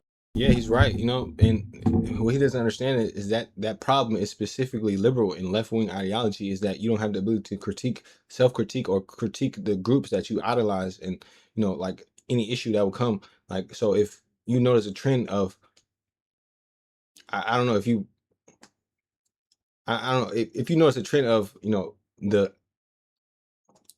I don't know, if you notice a certain trend, right? And you point out the trend, like, yo, it seems that this thing follows from this thing happening in the society. If the liberal person views it as morally good, so, oh, it's morally good that these people are protected or here or whatever. If you say, well, these people being here is causing this issue for this, you know, whether it be, I don't know, anything. It could be because there's so much different groups that, you know, I don't know, you know, as far as women, men, black people, trans people, it's just so much different views of being oppressed or whatever. You know what I'm saying? If you notice that, oh well, you know, this person has this issue, people automatically just throw it towards, you know, you being racist or something, or sexist or homophobic or whatever. That, you know, ability to not be able to critique anybody who's seen as a protected class, that ability to not even be able to push back on, like, I don't know, like, you know, you can support trans people but not support trans sports. You can support black people without supporting reparation. You can support, like, for them it's like, oh, do you support, you know, getting rid of billionaires? Like, bro, you support, like, first off, in order to get rid of billionaires, I mean, you have to destroy the stock market or whatever. But do you support free healthcare? Do you support getting rid of guns? Oh, well, you are immoral. You know, they won't say like, oh, you're trans, you're just a bad person because these ideals are right. You know what I'm saying? And the people on the left, they don't have the ability to look to the left and say, well, no, you know, like, this isn't as bad as you people seem. Like, no, not all cops are racist, or this is when the 2020 stuff, or whenever any peak thing happens amongst like liberal voters or the culture, you know, people on the left don't have the ability to tell their own side that it's not as bad, or it is as bad as they seem, you know. So you don't have the ability to self-moderate, unlike the conservatives and Republican who, you know, Donald Trump can tell them that this is good or bad, and they'll be like, oh yeah, this is good or bad. You know what I'm saying? So you guys lack the ability to actually control yourself, because all you can do is really, you know, attack Trump. You know, it's really mad, but Trump really destroyed both parties, you know, because all you guys can do is say, well, Trump is bad, Trump is bad. And people on the left, they're going to say, Destiny, why are you talking about socialists when socialists are on our side? They're on the left. Why don't you talk about Trump? He's so bad. And Destiny's like, well, no, socialists are actually a bigger threat because Trump is bad now. But socialists, they're going to take, like, the niggas on the left, they're going to be like, well, what do you mean socialists are bad when socialists agree with free healthcare? Socialists agree, you know, with the Democrat Party. Like, what are you talking about? Like, yeah, Republicans are worse. And Destiny, he's like the one solo defender, like fighting against the people on the left, because he literally got kicked out of the event. Like, his life is being destroyed by, like, people. Like, everybody who's doing everything, like snarking him, the people who's doxing him, they're all people. Like, literally, like, his life is being destroyed by his own side. So it's like, That's wild. yeah, like, That's what they do though. you need to moderate your own side. You need to tell them, like, this is bad. But me, I say you should just abandon it and just become a Republican. Like Destiny, become a Republican. Be like, yeah, Republican Party, they're crazy, but we're gonna change the Republican Party and make it more left. It's better to make the Republican Party more left. It'll be easier to do that than try to stop That's true. the left from becoming more left. Like, those niggas are gonna go more and more left. They're gonna go more and more far. And as far left, quote unquote, as you go in the United States of America, is communist. That's talking about being seen as a communist is being seen as more left. But the correct idea is liberalism, and that means free. That means each person is given a right, and those rights include X, Y, Z, X, Y, Z, X, Y, Z. That's how you guys should say it. To be a liberal, to be a Democrat, means you believe in rights. You know, you believe in private property. And if you don't believe in private property, you don't believe in ownership, you believe in worker co-ops, then you are not on our team. Right? This is what he should say. This is his fight, you know, for now. He's even doing it now. You know what I'm saying? Or if it's just like easy money, people, it's pathetic. I'm sorry, it's pathetic. I don't know if they'll ever wake up to it, or if it's just like easy money, or because it's just easier to just like make the 4 trillionth video saying, oh, Trump, look at this Trump thing, oh, his hand, oh. And so that's all they want to do. But I mean, like, if you want to do like political stuff, like, part of being politically active is also kind of like checking your own party. I think it's kind of important. And there's just literally nobody seems to be willing to do that at all. I don't know. I'm sorry, but Hassan going up in a Mao costume. You use a ghostwriter Yo. sometimes? Yeah, I be freestyling. So no, sometimes. He's saying somebody else write your shit. Oh, hell no. How long you been rapping right now? Shit, probably like. How long have I been rapping? Cause some months now. Any shout outs to closing remarks you want to leave the people, baby Splat? Wait, what you say? You said it again. Any closing remarks? Basically, like anything you want to say before the interview with me. Oh man, the ops, they dirty ass. You use a ghost. Yo, listen to that nigga. Yo, Q50 had to explain to that nigga the words that the nigga asked because he couldn't understand the words. Yo, see, I bet you this nigga, yo, it's a song. It goes like, I know a nigga only 21, but he got 8 bodies. That's this nigga, you know what I'm saying? How much hats you think this nigga, this nigga right here, he got hats. He got about 4, 5 of them. No, I'm confused. I'm like, is the nigga impaired?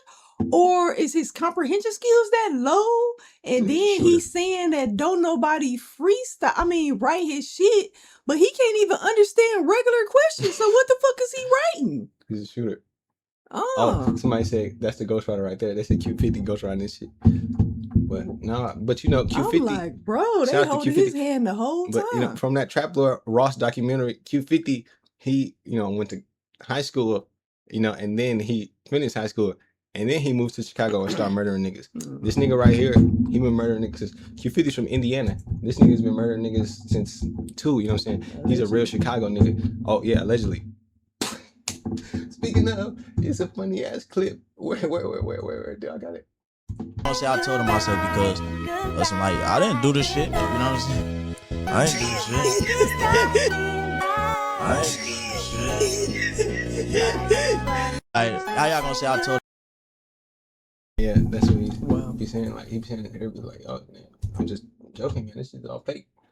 But it's funny because it's not fake. You know what I'm saying? But, you know what I'm saying? You know, I don't know. Trolling, you know. I think it's because, you know, Munchie B said. Chicago is just such a big city that the police just have to be understaffed. Like, you know, it's just pretty much because it's the 3rd largest city in the world. So, you know, Chicago, they'll probably, if it's like, 3 million people there, they'll need like 300,000 cops. You know what I'm saying? To actually make it effective. That's the thing, like, we need like some sort of like government incentives for certain things. Like government like incentive niggas for cops. That's true. That is true. Yeah, exactly. Especially in these like big liberal cities. Because like if we have more cops, like then there will be less crime because more cops can police certain areas. But most problem with, you know, the crime is that there's not enough cops to solve all the crime that they have. And that's a big problem with just the government in general, because the actual United States government doesn't have enough people to actually operate. Incentives for like, if you go so many years without, you know, accidentally shooting somebody or shooting an innocent person, fuck it. The doctors go on cruises and shit. Why not give their ass a cruise? Yeah, but we really do need more like government workers and police officers and stuff. It will make the country a lot better. Stopped by a cop who thought I was like making fun of Mao Zedong, which I never would and never will. Mao Zedong is a one of the great leaders of this world. Okay, a man who changed the entire universe, the entire planet. Hey, Grok. Oh my God! In that clip, he was like, "How many people starved to death under Mao Zedong?" Yo, the nigga was like, he had 30 million people died or starved or whatever. I swear he said that, unless I'm tripping, man. But the nigga, he was so based. He was like, boy, yeah, you know, savage. Some niggas didn't make it, but you know what I'm saying? It was necessary for the culture of it. I got stopped by a cop who thought I was like making fun of this world. Okay, a man who changed the entire universe, the entire planet.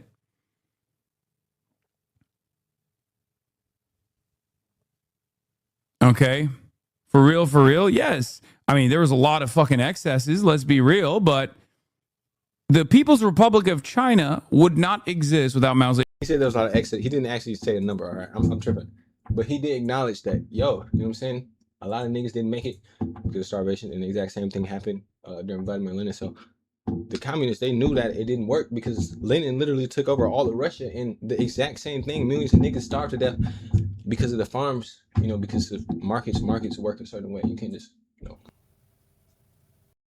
But yeah, niggas who are on the left or who don't like, you support Mao Zedong, they're basically like, oh, well, you saying Mao Zedong is good is equal to saying Hitler is good because he killed more people or whatever. But technically, it's a little different. How they died because not just the way that other people doing it was a lot worse. But Elon Musk has been really Word. All right, F Elon Musk, F whatever he's talking. Deportation maxing. Since we're fully funded, we just got to keep going. Y'all gotta know what I be on. I already told you the boys ain't safe for the flight. If you niggas think so tough, why the fuck you don't talk of that shit? What do you think about that? That's the Please border tell guard. me this ain't the White. I was gonna say, is this the White House? Oh, it is the White House. Oh, fucking Trump, man. Why? That's so funny. Why? Oh my gosh. Deportation maxing. That's what we're doing. You like that, don't you? I do like I'll start that using one. that. Well, look, the biggest Hashtag deportation maxing. Yep. Hashtag borders are. Thursday at the White House, and what a glorious day it is. I spend a lot of time talking about what the president is up to every day. We're going to talk.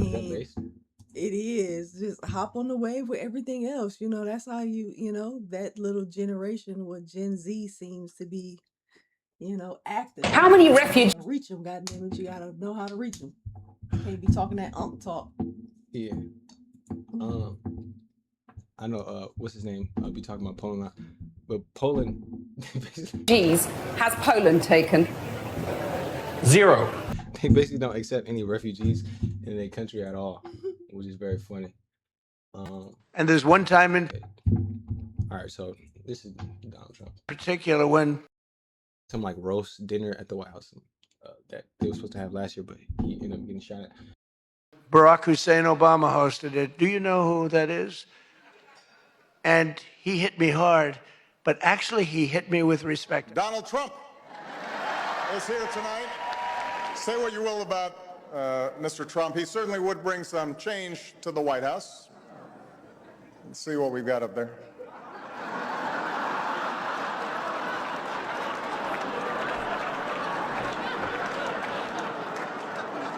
And I have watched this clip thousands of times. They keep playing it because they think that was the evening I decided to run for president. It was not. In fact, I loved the evening. I looked at my wife. I said, can you believe it? All these people, that's all they're doing is talking about me. I love this dinner. It's true. And Obama was nice. It's amazing how things work out. He actually showed a picture of the White House with a big Trump on top. Like I put a sign. And I'm sort of doing that when you think about it, right? Yes, he literally is. He says that that's not why he ran. That's why everybody assumed he ran because he was getting made fun of by Obama. Most importantly, the "you or I am president, you will never be president" joke that he made. That was very funny. I never saw that part. Yeah, that I little think clip right there, I never saw. I guess I never saw the whole thing. I saw some parts where he did, and I was like, whoa. I never saw that. That was petty as shit. He do have his little jabs, though. There's a vicious rumor floating around that I think could really hurt Mitt Romney. I heard he passed universal health care when he was governor of Massachusetts.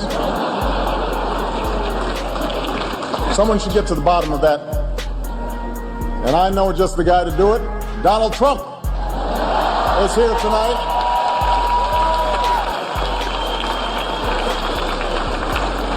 Now, I know that he's taken some flack lately, but no one is happier, no one is prouder to put this birth certificate matter to rest than the Donald. And that's because he can finally get back to focusing on the issues that matter. Like, did we fake the moon landing? What really happened in Roswell? And where are Biggie and Tupac?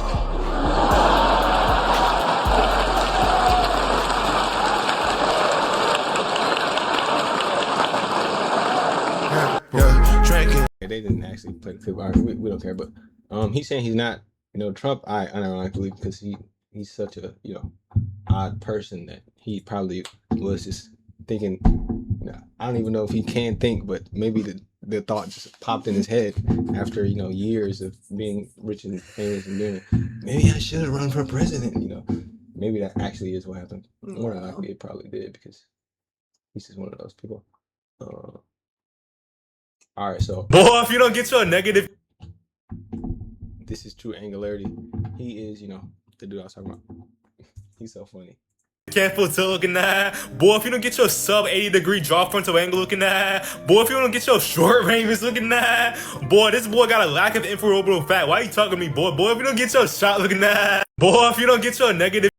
This guy's so funny, man. You should watch his channel, man. He's so good. But yeah, man, What is he, 19? Oh yeah, I think so. Yeah, that's what I thought. All such philosophies within the manosphere, all recited meant to hinder you unproductive. False. Learning about the Blackpill and Ghost vaccine has inspired lots of people to ascend and look better. Do you want to know what else it's inspired?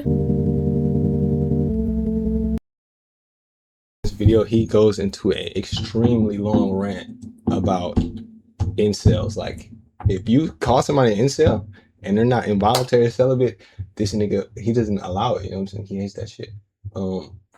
I have to go back to the original video, but I should have put the original. Like, he was flaming that girl. It was so legendary.